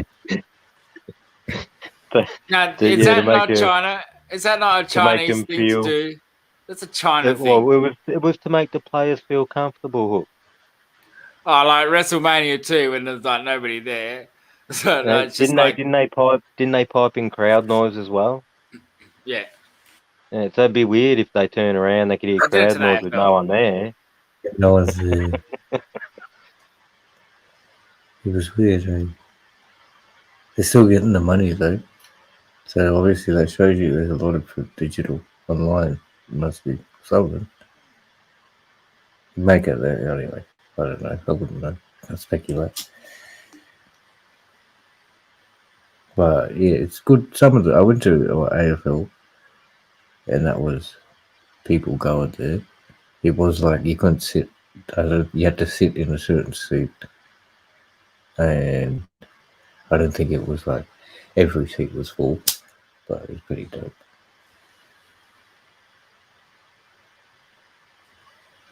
It's a different experience to when we used to go as kids. We used to go as kids. There was seats up one end. The rest of it basically was like concrete, like the Colosseum. Just like steps, and each level was a little bit higher, so the people behind could see over the people in front. And then in the some areas, it wasn't even concrete; it was just like wood with crushed rock, making up them steps. Yeah, and they would have had a hill too, right? Where you can. Some ovals had hills, big grass hills where people could stand on. It just depended on where the games were played. But all of them, you could pretty much, like when you're a kid, you fucking. Yeah, I do remember. Looking around a bit, so you fucking end up finding fucking places you shouldn't be in. He's just a man. He's a really nice guy. Scoreboards and shit like that. Yep. Did you go to what games did you go to as a youth? Me? Yeah, yeah. Oh, fucking heaps games, man. Heaps. Fucking One comment. a lot of my family are AFL. A lot of my family are football nuts. So, you know, cousins and fucking right. uncles and aunties and my parents and all that. It'd be like a day out thing. Cool. Oh, that is great. But like any like professional AFL game, which of the memorable ones, which team? You know, not really. Not really. How about Hookster? Which is your favourite game you went to? Or Saya, which is your favourite professional sport game? Well, gaming, of course. Okay. No, only joking. One that you didn't play though. No, football. I like I mean, football. Aussie rules. Did you go see which team? The Crows, Adelaide Crows. Okay. Before that, I went for West Coast Eagles. A memorable Crows game where you went to? Oh, the West Coast. It would have been Eddie Betts. I went to watching Eddie Betts play, and I was behind the goal with me and mates drinking beers, and he's just cutting it up, and he kicked one of the goals of the year. Yeah. I was like, "What's this, mate?" I remember looking at my mate. I was looking at him. I was like, "Dude, look at this, Eddie Betts, man." And he's like this, and he missed it, and they kicked the goal. I was like, "You just missed the goal of the year, cunt. Yeah." I was like, "Yeah." Everyone's going, "Eddie," in slow motion, and he's just turning around, swinging his beer around, and it just flopped everywhere. I was like, "You missed it, man." It was all in slow mo. That was just a couple of years ago. That was epic. That was my most memorable moment. Cool. How about you, Zaya? Yeah, You've been to NRL? Who did you go to? Have you been to What's that? It's a form of rugby league, but the National Rugby League in Australia. Have you been to any games? Nah. I went and watched one for the fence, one coming in town here. That's about it. Who? Which one? The Knights versus Warriors. Cool. It's good though. You like they have one game here every year. Oh, because you're not in Sydney, true that. No. But they have St. George. They have a few teams hanging out with Casey Chambers. But yeah, you can just watch it for the things here. It's the same. They're right there. So I shared the screen. Oh yeah. This is just a small clip of Eddie Betts' greatest goals. So you don't have to watch football to see what you're about to see here. Just know this is just absolutely epic. Eddie Betts, what can he do? Keeps it in, Eddie. He keeps it in. Oh, look at Eddie Betts. I just didn't know his name.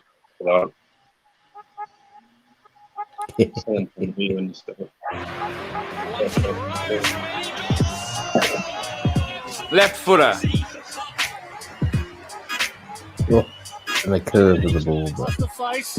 Sets up okay for Betts. Corral. he's cool, but I've met this guy too. He's really nice guy. Still a chance, Eddie. That is amazing. Eddie's back. Here's Eddie. Not going to have to shot a goal. Well, Williams get it out. It's gone. Good on you, Eddie. You're the best, mate. Oh shit. It reminds me of Kylie Walker from the NRL.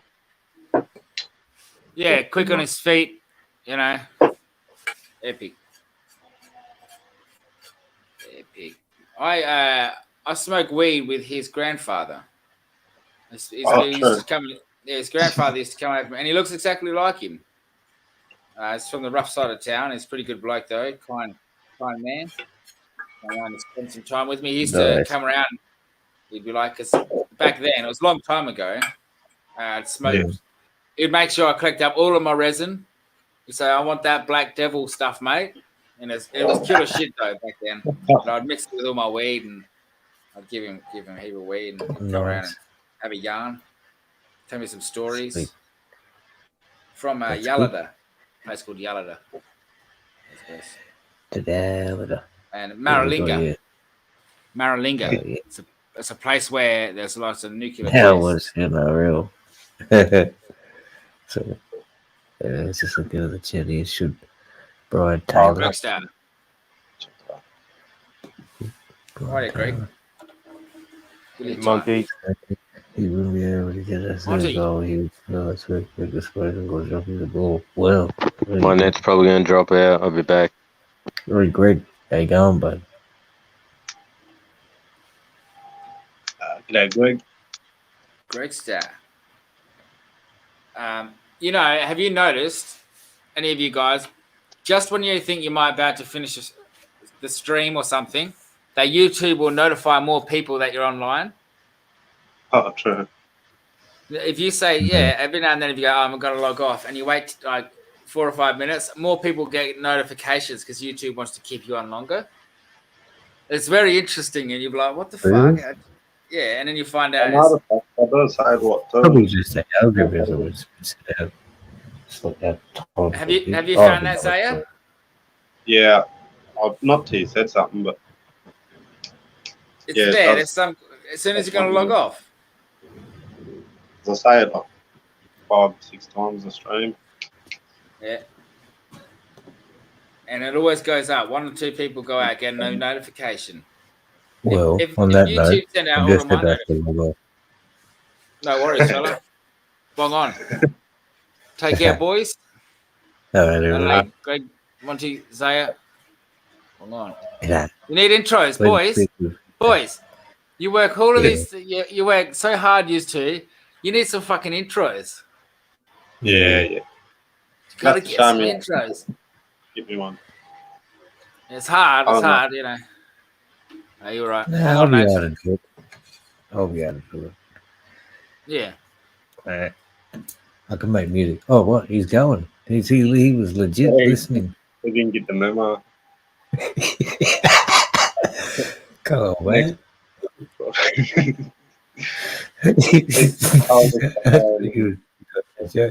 And the players wear masks and all.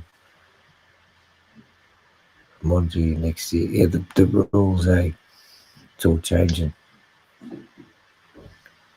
Now they're like coach of the video referee, like, fuck so much, man. Every little bit it goes over the line. Oh, check the camera.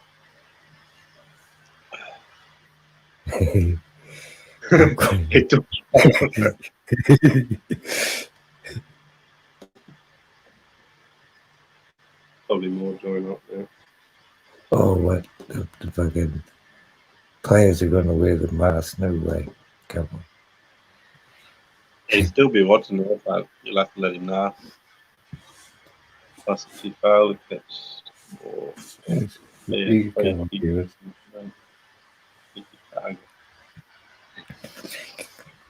There's AFL in there. Plus, if you fail to catch the ball, it'll be a free kick. So if you don't hit the target, what's that in? AFL. AFL. You don't catch the ball. Yeah. Okay. You know how they kick it and you got to catch it? Yeah, you got to catch it. It goes 10 meters and there's a mark. But I'm thinking, if you don't catch the ball and you just drop it, you just keep playing. Oh, true. Around and get the ball. But I reckon Maybe. it should be, if you catch it, you should just keep playing instead of stopping everyone from touching him. That's what I reckon. Like, catch it, keep playing. You know, when they catch it, like the ref will pull it up and give him some room so he can keep it. What? In Gaelic football, do they do the same? Give a mark, or do they like let them keep running? Not sure. You catch a handball. P2P, but really.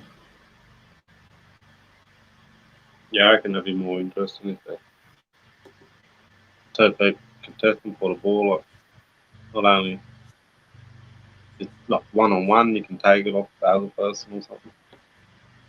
Once they catch it, that'd be more interesting. Probably just going for shots or something. Heaps of soccer players having heartaches on the field, overseas, or something. He's bad clothing too. Yep. Or blood clotting too, no? I'm sure.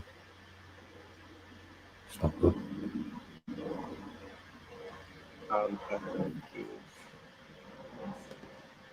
Yes, he's definitely got that hill. So play. I say that the thing afterwards free keepers. Oh wow.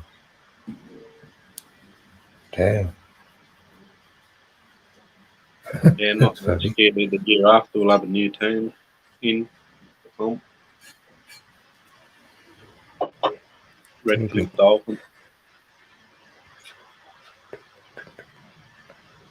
True that.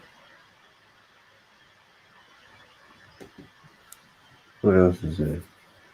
Australia. Australia's good at rugby. Not too good at the soccer, eh? Good at cricket. Good at swimming. That's about it. So some golf.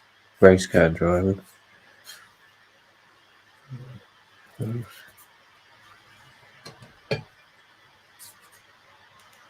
I suppose we haven't had really like, what was his name? I got the Formula One driver for Australia, Mark Webber. He was probably the only one. Hurley, Hurley, hockey. That looks good. Goalie. That looks good. Goalie, Hurley, or whatever it's called. Hey, what's goalie, Hurley? Oh, you guys just came up straight away.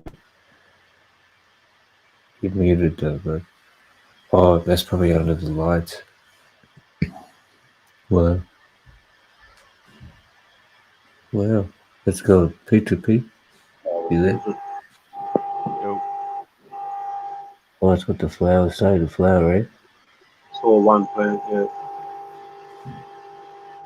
Well, are you having to trim it at all? What's that? Or do you like have to trim any things off it, or at this stage you Yeah, don't touch it? defold the wall, so I can get all these lower sides down. Trying to defold it a lot. Okay, so Probably, they keep growing, eh? Once you cut them off, they start stunting back as well. You got to keep yeah. cutting them. Yeah. Have a look at the base of it. Yeah. Hey? Show us the Have bottom a of look it. at the base. Yeah, it's good. Look at that. I guess that's also that's where you want to be looking at it to show the health of the tree. If you've got a very thick stem, Well, normally down there it'd be bushy as fuck, but you'd be wasting all your time and food Yeah, growing yeah. weed down there. So what he does is he cleans it up, so all the stuff up the top will be bigger instead of trying to grow little shit down the bottom. Yeah, so that's it. are the lollies popping there? Yeah, I've got to yeah. get, No. Are you lollies popping that? yeah, that's the blueberry. Miller Glow plus blueberry. Wow, that'd be a dope. Cheers, Pet. Indica. Dominant. Indica Don, I think. I'll have to.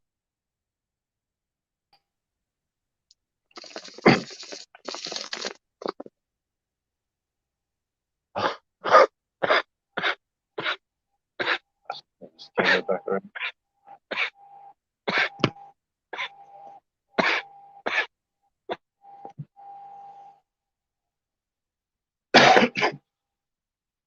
But yeah, it's going all right, I suppose.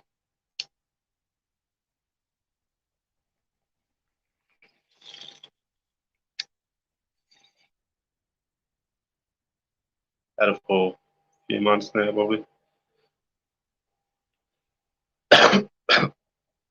4, probably. Or more.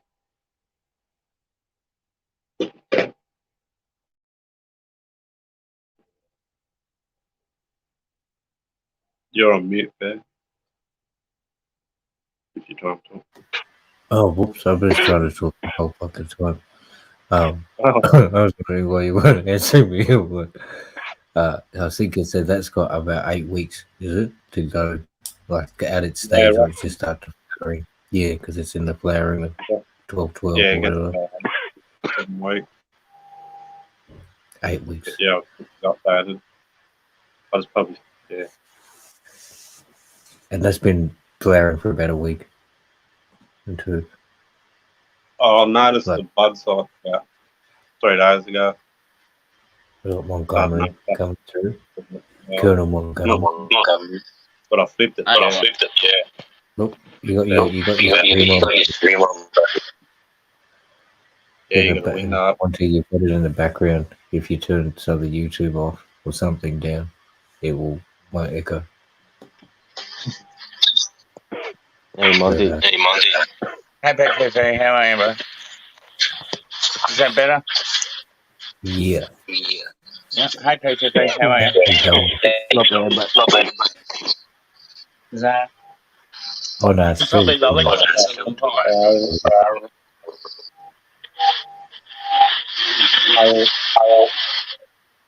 Something going on.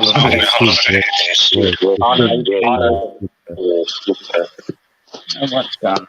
Is that any better? Just like check out. Oh, sorry, bro. Nothing there. I might be echo cancellation. Going back. I don't know. I don't have any windows open, so. Hang on a sec. Yeah, I'll try that. Echo cancellation. Just click the cam mic and go to audio. You have headphones in? Box click. Yeah. Should be echo. Noise. Yeah, That should be better now, I guess. Yeah, that's it. Yeah, that worked, bro. That's all. I knew what he was talking about. No one else did. Just No. Keep blowing for a window. Yeah. Not window at all. There's a special box you have to tick, eh? Oh, Who would have thought? It's the lollipops. Yes, he got a lollipop to play. That's what everyone was asking. I think. Yeah. Yeah, it is lollipopped a little bit. You could probably go a little higher. Yeah, I probably will. Is it still good timing to do it? Yeah, you can do it up to about 3 weeks in the flower or so. Yeah, I'll get on to that then. Because I still got to get over the back. Anything you think's not gonna get enough light, Just take it off. Yeah, because it's never gonna reach that far. And it's just wasting any nutrients and energy it puts into that spot. So as soon as you cut it off, all the energy it would have wasted putting into there goes straight into the top ones. And you've already spread it to every wall of the tent. Yeah, you'll get some massive heads off that, bro. So you can probably go up to about halfway to even 2/3 of it. You could lollipop the bottom 2/3. Yeah, definitely. So you're probably thinking that, oh shit, you're cutting off, but it's really not. It's helping it. Oh, we're not helping it, but that energy is getting transferred. It's coming out somewhere else. Yeah, you're not losing in any way, even though you think you do when you're like it does take a little while to build yourself up to start cutting away. Because you think you are losing, but you're not. Mm-hmm. Until you get the results, you think you've lost. You do think you've lost until you get your final results, and then you realise, hey, I should have been doing that a long time ago. Yeah, instead of having fucking thumb-sized buds, you end up with fucking buds like a fucking Coke can. yeah, hopefully at least, but yeah, all them thumb-sized buds, fucking they're gone. Fucking, Would you want there be a all that bigger technique? shit. Yeah. Would there be a technique where, like, you did mess up? Say, how you're talking about, you don't see the what is it, the good end product. So, like, if you don't cut it off from the stem or cut it halfway, I'm just thinking, or maybe you cut too far. You don't cut 45 or some sort of shit. I don't know. Do you reckon, Monty? Can you mess it Yeah, I up don't anyway? No. You're pretty good. Like, it's not hard. Like, you just every branch and sort of like up to about 2/3. Like, even the bottom ones, like the bottom main shafts, you can strip them 2/3 of their height because they'll stretch up to the I'd top use one. something. Or you can even cut branches off, like any bottom little branches that don't look anywhere near as strong as the other branches opposite, like its other node. And just cut them off. Normally, you just cut it off as close as you can to the main stem that you're leaving behind, that you're stripping. Yeah. Cut them off at the main stem for sure. Because if you leave any little bit behind, like they will try and regrow from there. That they will, and then you're back doing it again. So you just do it right the first time, and Yep, I know. So I had to do it a couple of times this time because I was doing re-veg clones, so they were pretty messy in there. It was hard to do it clean all the first time, so I had to wait for little bits that started to regrow, so you could see where you weren't so clean the first time. It didn't take very long, and no, not really any energy wasted with the plant. Yeah, I'll definitely top it. Lollipop with a bit of oil, whatever it is. has anyone topped a bud before? No, I've seen it. I've had it done for me by caterpillars. Oh yeah. What did you think? What did you think of the result?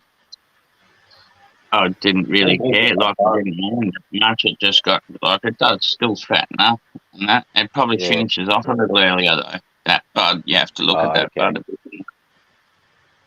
What, the caterpillar ate it as it was growing, and so it killed the top so it wouldn't keep going up. So what happens is when you stop the top, it starts growing wider. Yeah. A lot of they do the technique of pinching buds like that. They pinch them at the top. Doing that. That's where I got it from. The bloke called E-Fish Bumblebud. Yep. And he did a video where he topped them and showing you the results of top versus non-top. Yep. Yeah, I've seen one video where the fella did it like 4 times, I think. So he had 8 like top branches. Yep. So, pretty cool. Yeah. You tie them over and that. That's what I tie because they all become main collars then. Yeah. So if he didn't do it, would that be like one collar 8 times stronger, sort of thing? Or 8 times bigger? That amount of energy, or you getting more energy out of this plant? Sort of shit. You know what I'm saying? By topping it 8 times, are you getting more or are you using more energy?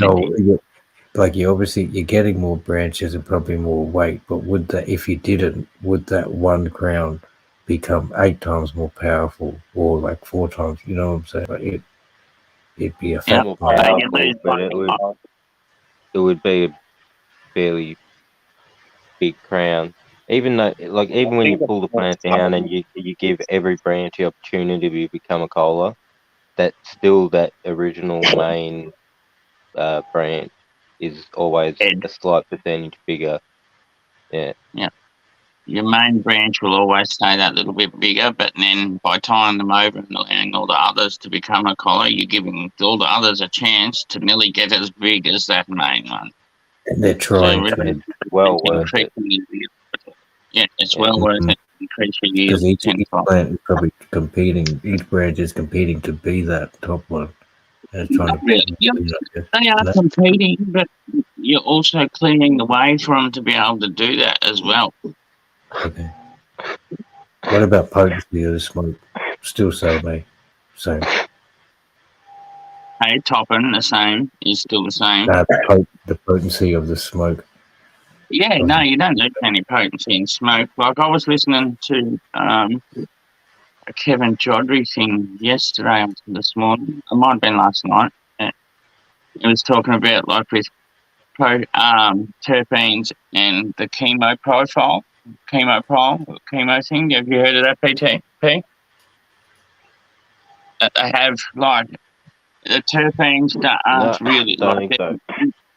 The terpenes give you the flavour and stuff like that, but the chemo profile is what gives you your strength in the smoke or something like that. No. Do you get double foxtail? Yeah, I got to work less than 2 hours, so I'm head off, but I'll be watching in the chat. Thanks for coming back. No problem, man. See ya. Cheers, better. Catch you. You'll go well for it. Loads out.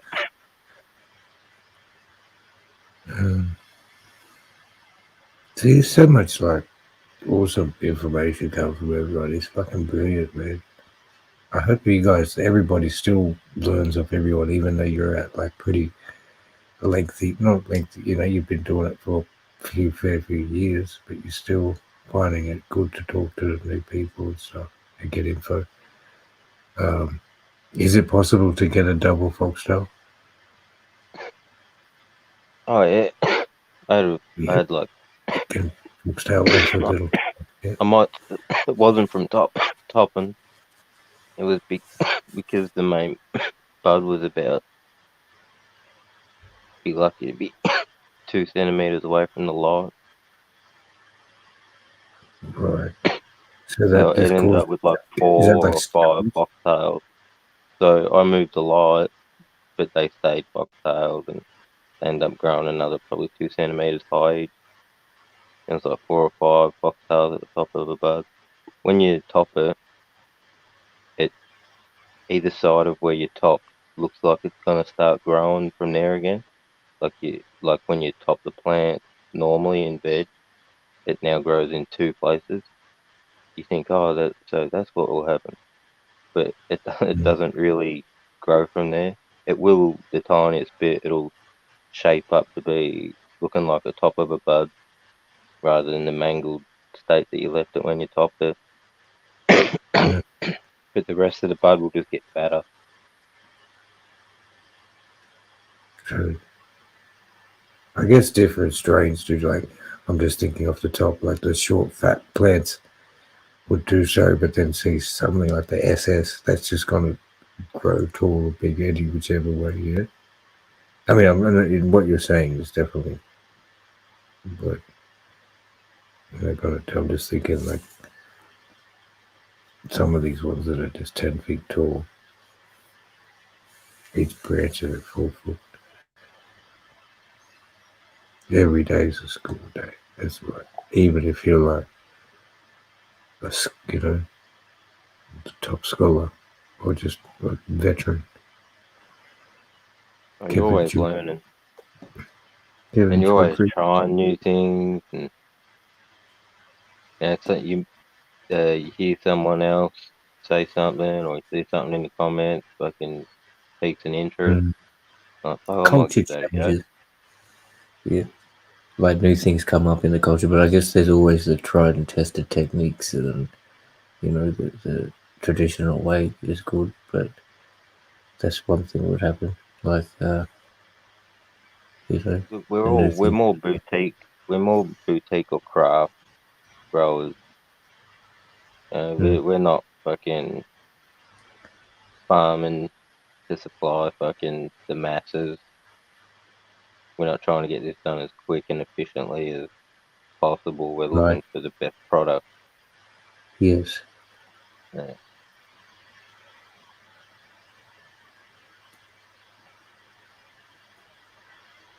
Oh yeah, true. I wonder what I mean, and that even just that thought there. Do the medical places that are growing, are they trying to do optimize both ways or what? Because obviously they are trying to get yield, but are they just trying to get the? And Nexus did say they throw away a lot of, they turn away a lot that comes in, doesn't come up to standard. So Yeah, well, they would have to be able to call it medical, but yeah, other than that, they'd look for obviously the highest strains in THC and CBD. yeah, I suppose they could find that would just make it easier for creation of other products like oils and okay, yeah, edibles and any pills or anything they want to make with it, or nasal inhalants. And yeah. Oh, okay. Have you ever seen one of those in real life? I've seen it on the telly. I haven't seen one with the nasal thing. No. Did you No, see the Ventolin inhaler one? Exactly like a Ventolin inhaler, but it's got no. 50 hits of weed in it. Well, like vapor or Yeah. Well, that's yeah. what it sounded like. It didn't come out like smoke when he breathed out. It was just like taking a hit of Wow, a couple puffs of Ventolin. 50 hits. Imagine if you do like 10 in a row. And That was a it was mistake. certain percentage as well. Like you could buy different Oh, cartridges with different percentages in it, and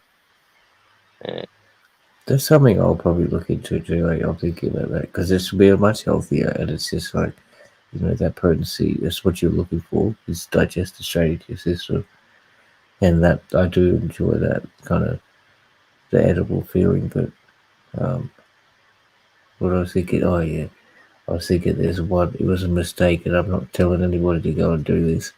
But I did it as a child when he's talking about the Ventolin. Smell Monty back. Um, the I was like, because I had asthma as a child, so I was about 10 years old. I went into the other room. My mum and my brother were there. I was just talking to this to my friend the other day, and I needed to go tap the asthma Ventolin. So it's like, we watched your TV. It's like at night time, and I just went and I think I needed to take 4 or something, but I ended up just like going crazy. I took like 20 or something, and I was like 19 years old. It just gave the complete head spin, like the cream bowl feeling, and then I went back into the room and I was like drooling. I was alright, but I was just staring at my brother drooling. He's like, "What's wrong with you, man?" Oh, yeah, it's just pretty bad. It was like that was pretty much probably the first experience of something like that. Yeah, anyway, not that I'm not advising that or condoning that. I'm just saying that I terribly did that because it came up. There's been a lot of things actually I've come across.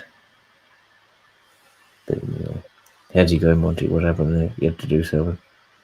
Oh, I just got a phone call from the missus. Oh, yeah. No, thanks for what? going through that. No Copperhead Road.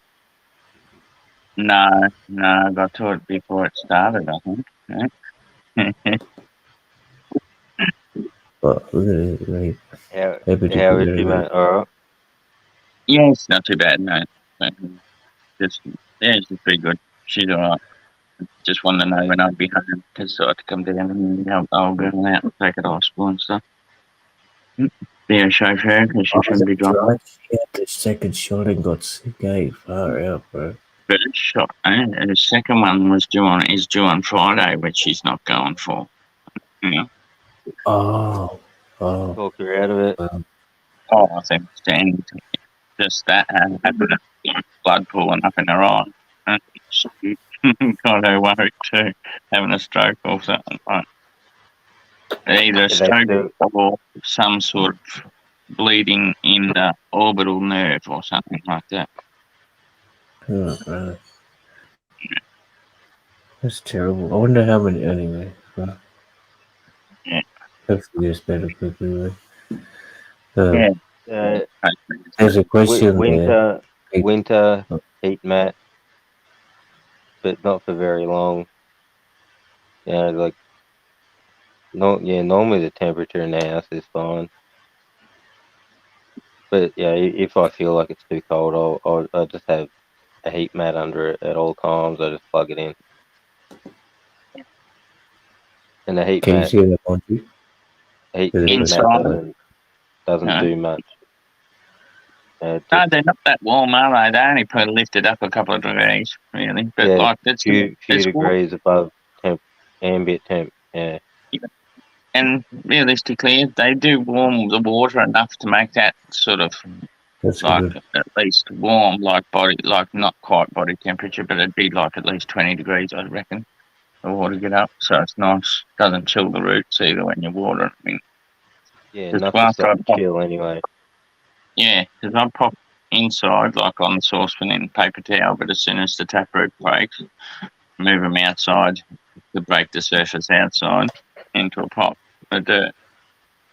And then sit there, let them do. And this year was the first time I've had to use a heat mat for sure because of how cold spring has been, the start of spring has been. The weather's been shit. Yeah. I looked at the calendar. I'm like, you kidding me? It's like nearly Christmas. Fucking. That's an an interesting thing. I'm kind of seeing here, like when does photosynthesis do? Like it says here, cannabis stops photosynthesis above 28 to 30 leaf temperature. So do you know when the process will cut off on the bottom spectrum, on the bottom end? If it's 10 degrees, or when does it take place? I could look it up.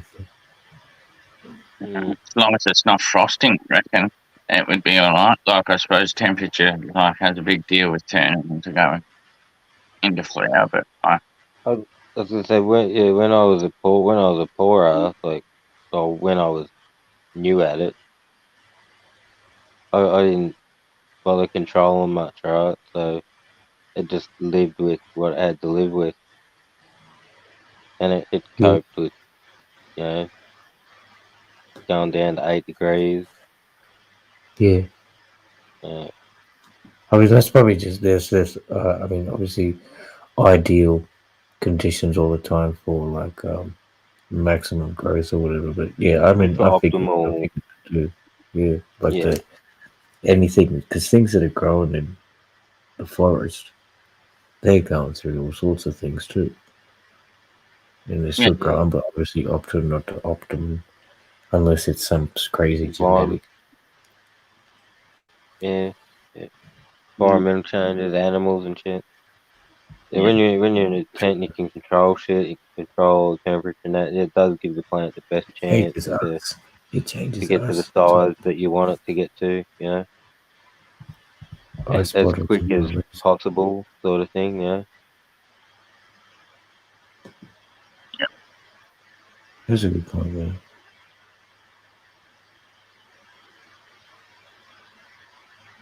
"23 degrees." I mean, because even the humans, man, we change in different environments too. Same, Greg. Still waiting for spring to start properly.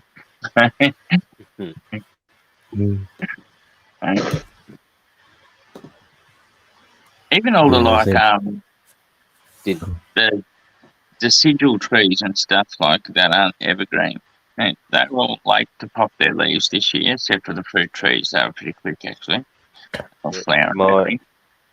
Usually this time of year, I'm stripping the hell out of everything to make room, or like a month ago to make room, and there's nothing to strip.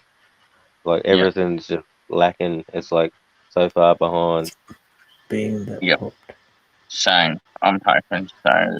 It'll go. I hope we have a late year, like winter comes late, just to make up for the spring.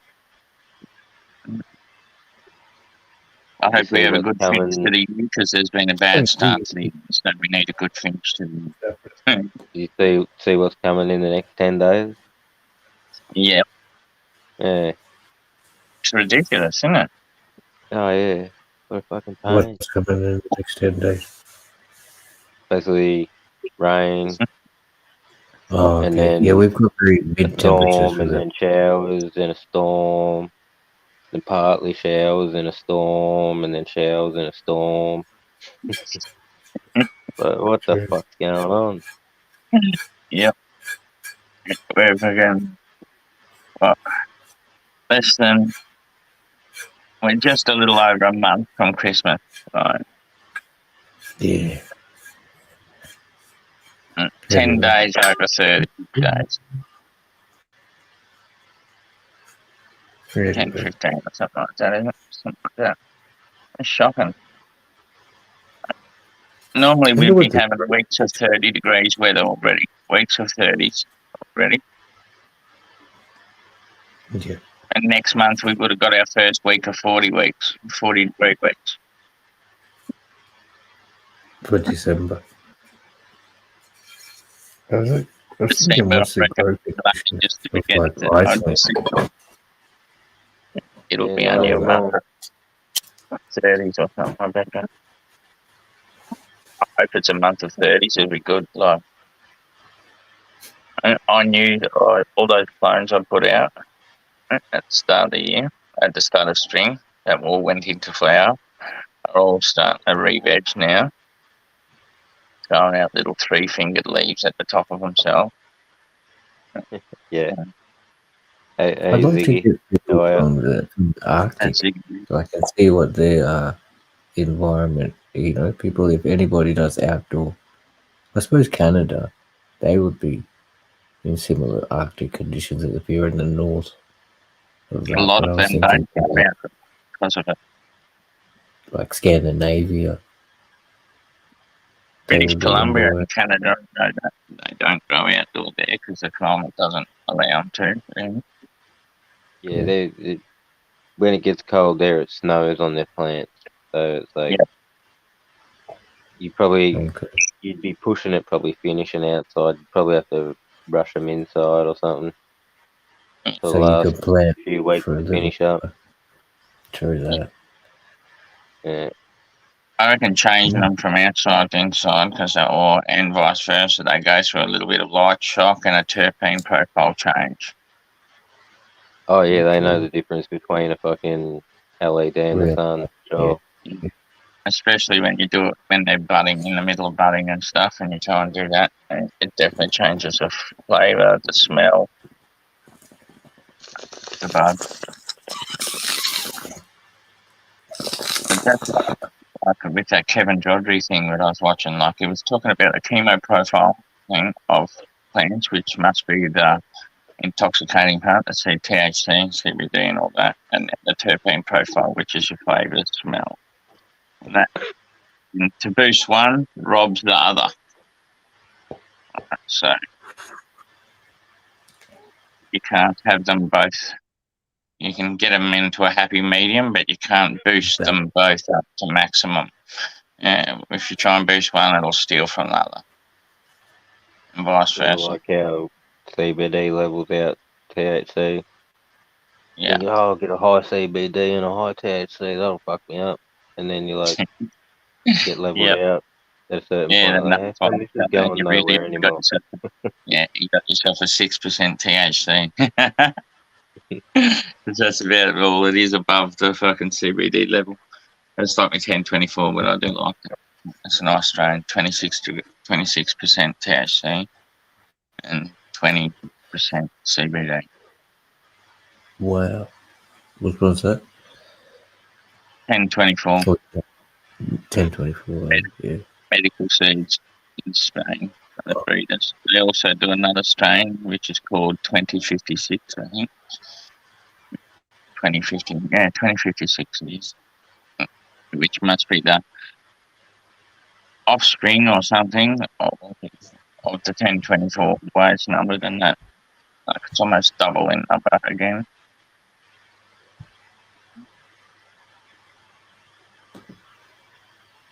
Brendan's wondering how this went.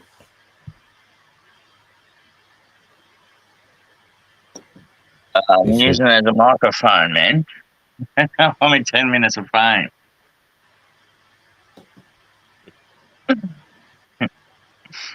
What? Need microphone. 17% THC with 17% terp profile will kick any 35% to C.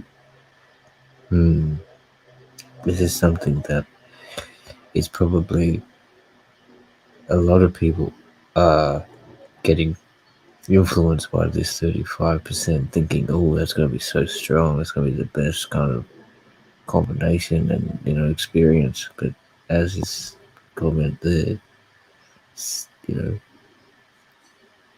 just under 20%.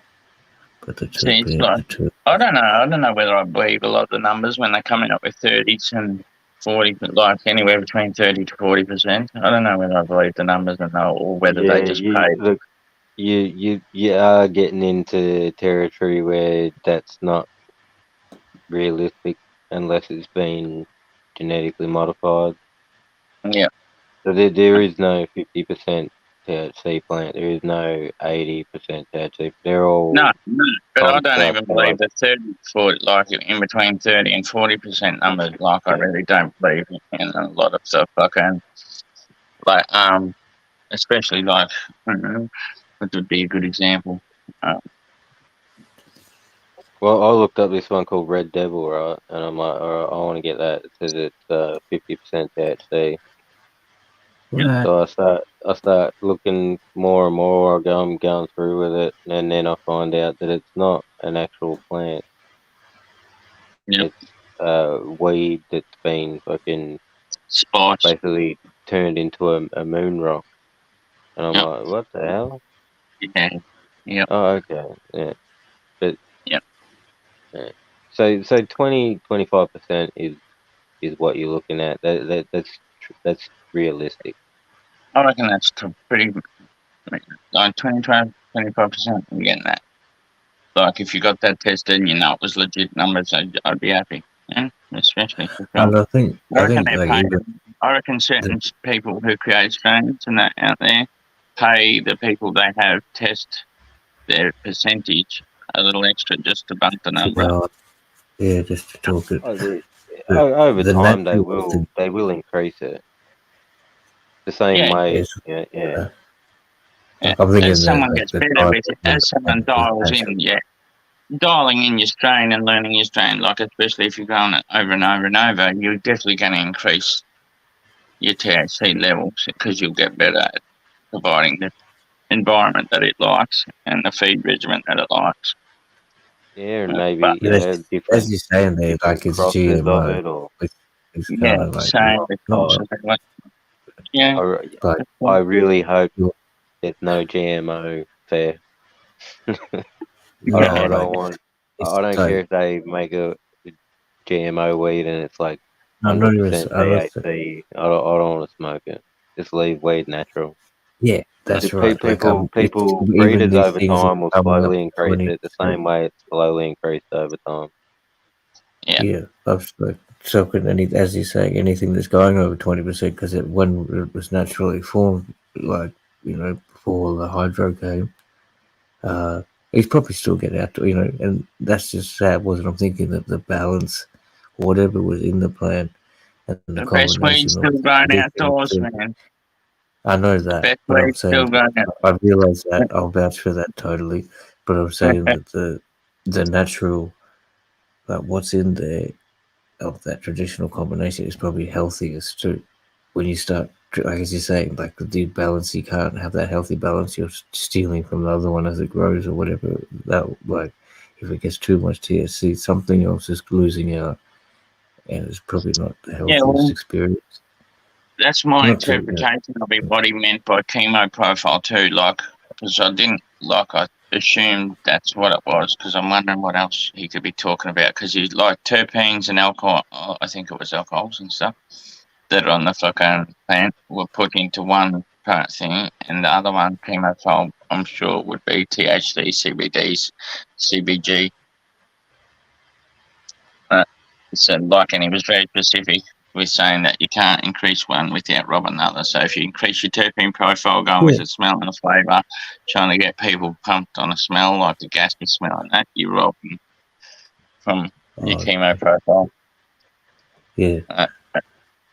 And Yeah, vice versa, pumping your chemo profile will rob from your turf profile. Like you won't get so many different because I think there's 41 or something different turf profiles and alcohols or something that cannabinoids on it and stuff fucking that make up the smells, and getting 7 of them on a strain like at any one time is good numbers or something like that. Right? But to increase it up to 20, 21 of them, you'll be robbing from your chemo profile. Yeah. But I've got to find I'll look up what that show was and I'll post it. And send it to Sam can watch it. It wasn't a bad show. It was just Kevin Jodry talking at some fucking thing that he was asked to come and speak at, which normally wouldn't come and it wouldn't, like he actually says it before he stands up, he wouldn't normally come and speak at those events and stuff like that because he's not a science expert. No, he just goes off what he was hunched, like his hunches that he knew with the plant over time, and then having them, the scientists, do the work and back up what his hunches were. And that, was just going into that. It was a good show. Did you see Strain Hunters is making a comeback?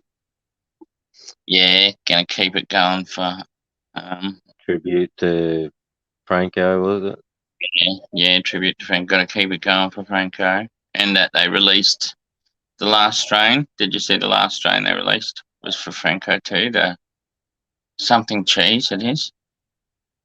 Is it pineapple cheese or something? Pineapple cheese or something, I think it is. What's Ziggy D having on that? You visited their seed bank, yeah? I have, yes, and that I've got a friend. They have different strains. Like there's Franco's list of strains. Yep. And there's fucking what's his name? The fucking Rich Dutchy dude or whatever he is. Fucking there's his list of strains. Yep. And then combinations of what they like and.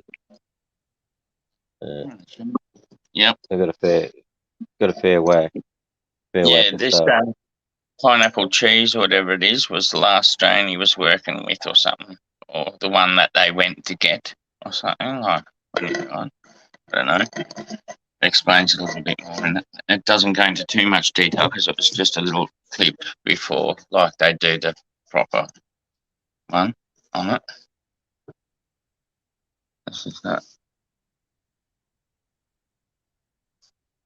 That's a death zombie.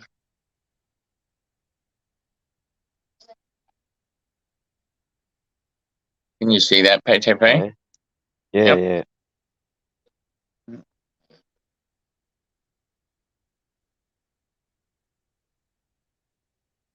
Not too bad. I was happy with that too. So these, other than, which is weird, I don't know. Hey? Still curing? Yeah, still curing.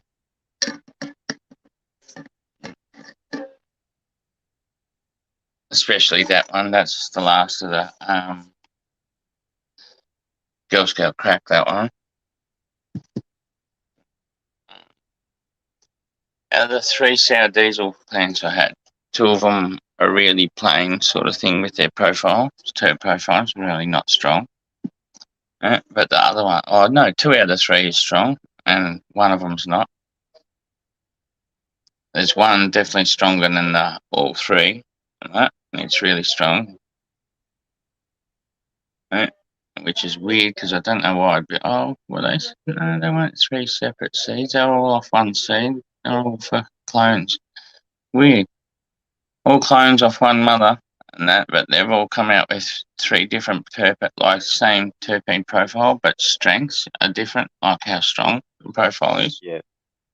I grew 2 gorilla clones side by side, and one was fucking great, and the other one is okay. Yep. How does that happen? Like, mate, I'm sure one of the OG gelatos, even they all clones come off the same mothers. Like I had 3, 4 mothers, right? And rats got in because I left the bottom hole, plugged the lead hole in the tent open, which I didn't realise. One got in there and they just stripped the bark off all the mothers, and that. So when I found them in the morning, I just took clones off them. Just to try, because that was the only way I could keep what I was about to lose. Yeah. I managed to keep the Girl Scout crack mother alive, but the 3 died.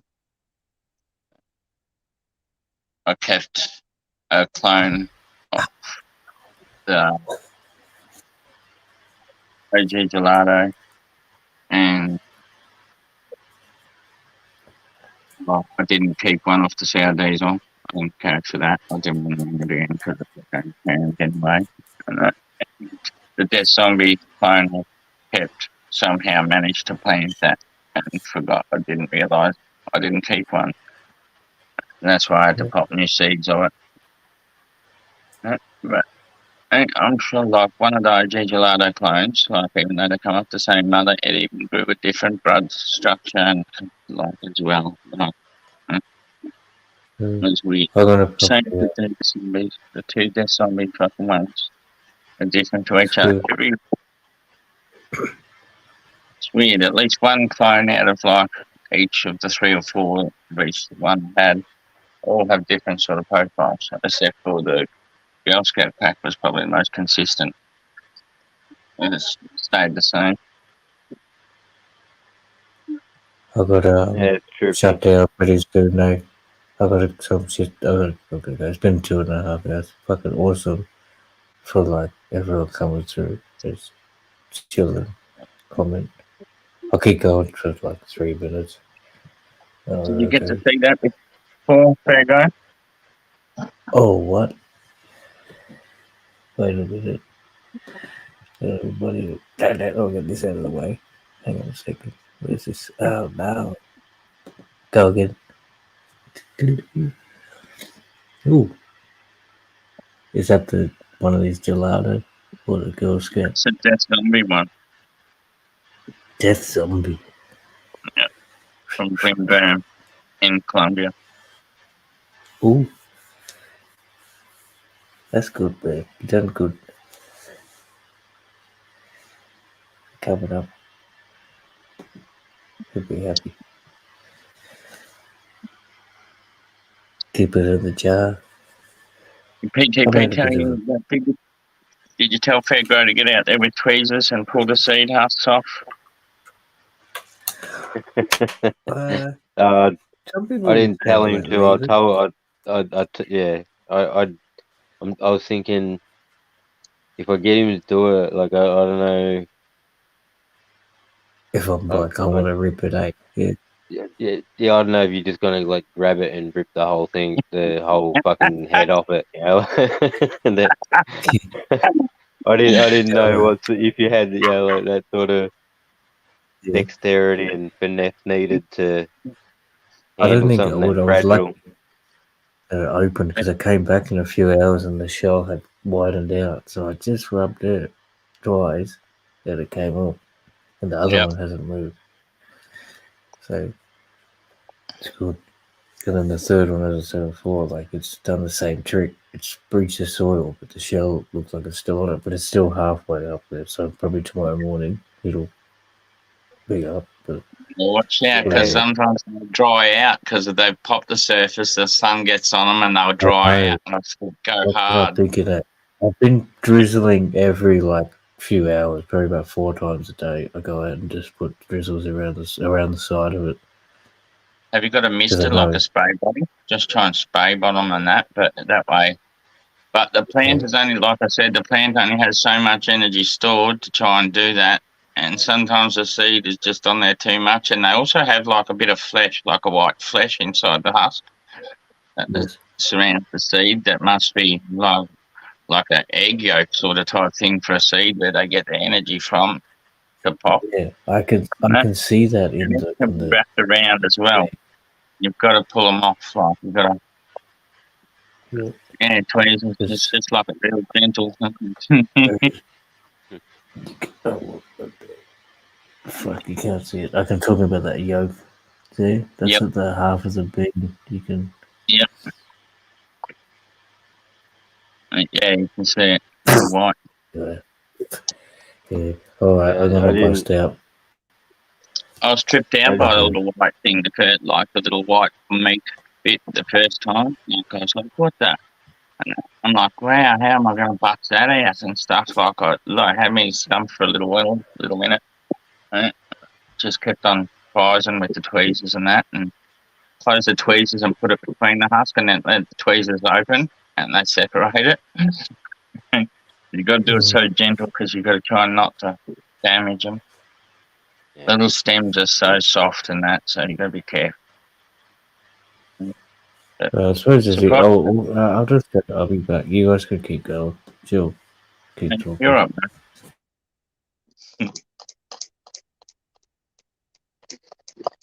Yeah, usually, it'll crack it open, and it'll throw it off. Yeah. Well, majority of the time, it won't even come out of the soil. It'll stay in the soil, or you might see it next to the stem, the base of the stem. But if it comes out, yeah, it'll either crack and you'll see it's gonna fall off, or it'll still look like it's stuck together, and that's when you know you got a problem. Yep. The last one I just had, was giving me the most problem I've ever had. But I managed to get him off. And without damaging the water leaves as well, which I was happy with. Like, Dave, that was fine. No sign of me doing anything. I thought they turned brown on the one that I did. I was Yep. like, oh fuck, I left it too long. Because I'm like, Yep. it'll get out, it'll get out, it'll get out. And then fuck it, I was like, oh, fuck it, I gotta do it. Yep. And pushed it off, and they were like looking brown. But they were Yep. still folded up. Yeah, I've had So them die. once they unfolded, they were actually green. Yeah. I've had them die on me. Because I didn't get to them quick enough. The one before last, I actually thought it was not that healthy when I cracked it off because it was a little bit yellowish and that. But when it opened up, it was all green as well. And I was just like, yeah, it must be just a little bit paler water leaves because it didn't look any different to the others once it opened up.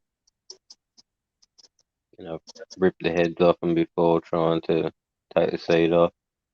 Same. And then I just leave the stem there, and I think maybe it'll grow.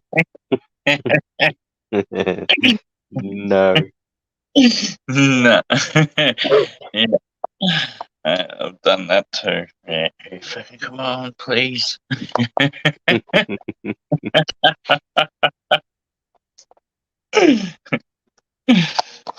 Funny. Hey, Wombat. Hey, Wombat. Is Hook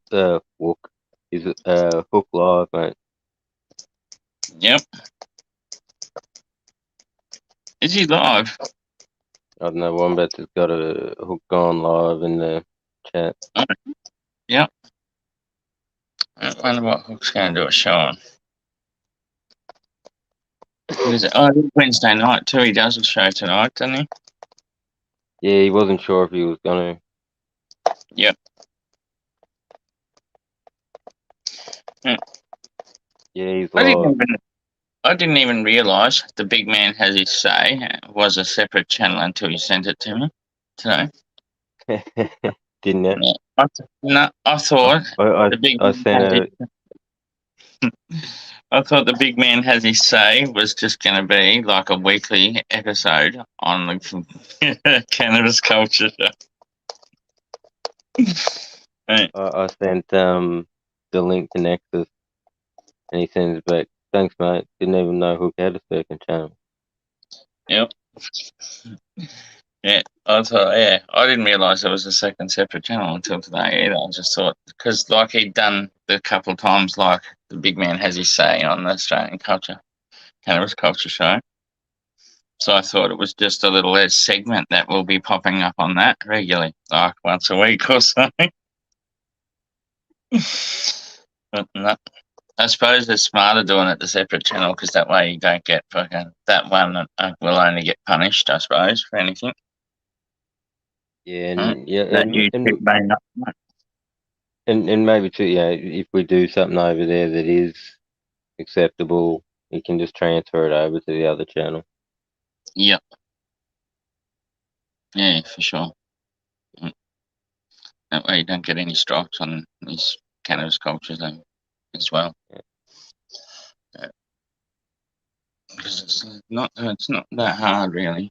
Like especially with on lives, I suppose you'd have to do a lot of like you can't really edit a live, can you? He has premium, so I think he can download a live. I know I can't. Yep. I don't think I'd be able to. Yeah, I tried to transfer a few lives that I did on one channel to another, and there was no way I could do it. Yep. And then StreamYard said if I had a premium account, I could download it from there. Yep. But I don't have one. I just got a free one. Yeah, so I only found FairGrow's channel tonight too. I've been searching for it for ages, and every time I've ever entered FairGrow Australia, it doesn't come up with anything, any channel. It just come up with some weird. So you're over there, Ziggy? Some weird channels. Or not even channels, just come up with some weird YouTube shows and stuff like what had been uploaded, but none channels attached to it or anything like that. And it would just come up with some weird videos that had some sort of connection to Australia. And then tonight I typed it in and it came up for the first time. So,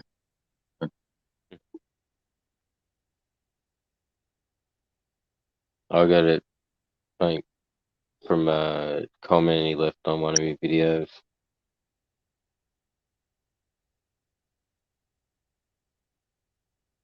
Or probably when he subbed, I probably subbed back.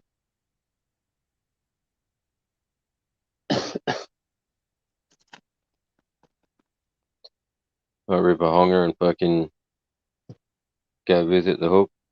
See what he's yeah, got. for sure. For sure.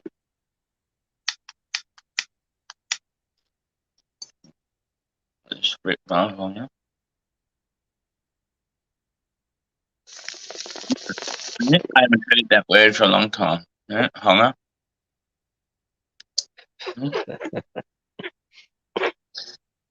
Not since I was in the military, actually. Hongers and hotties. The hotties? Yeah. Oh, man. All right. I'll see you over there. See you over there, Monty. All right, man. Catch you, mate. Later, Fair. See you, Fair.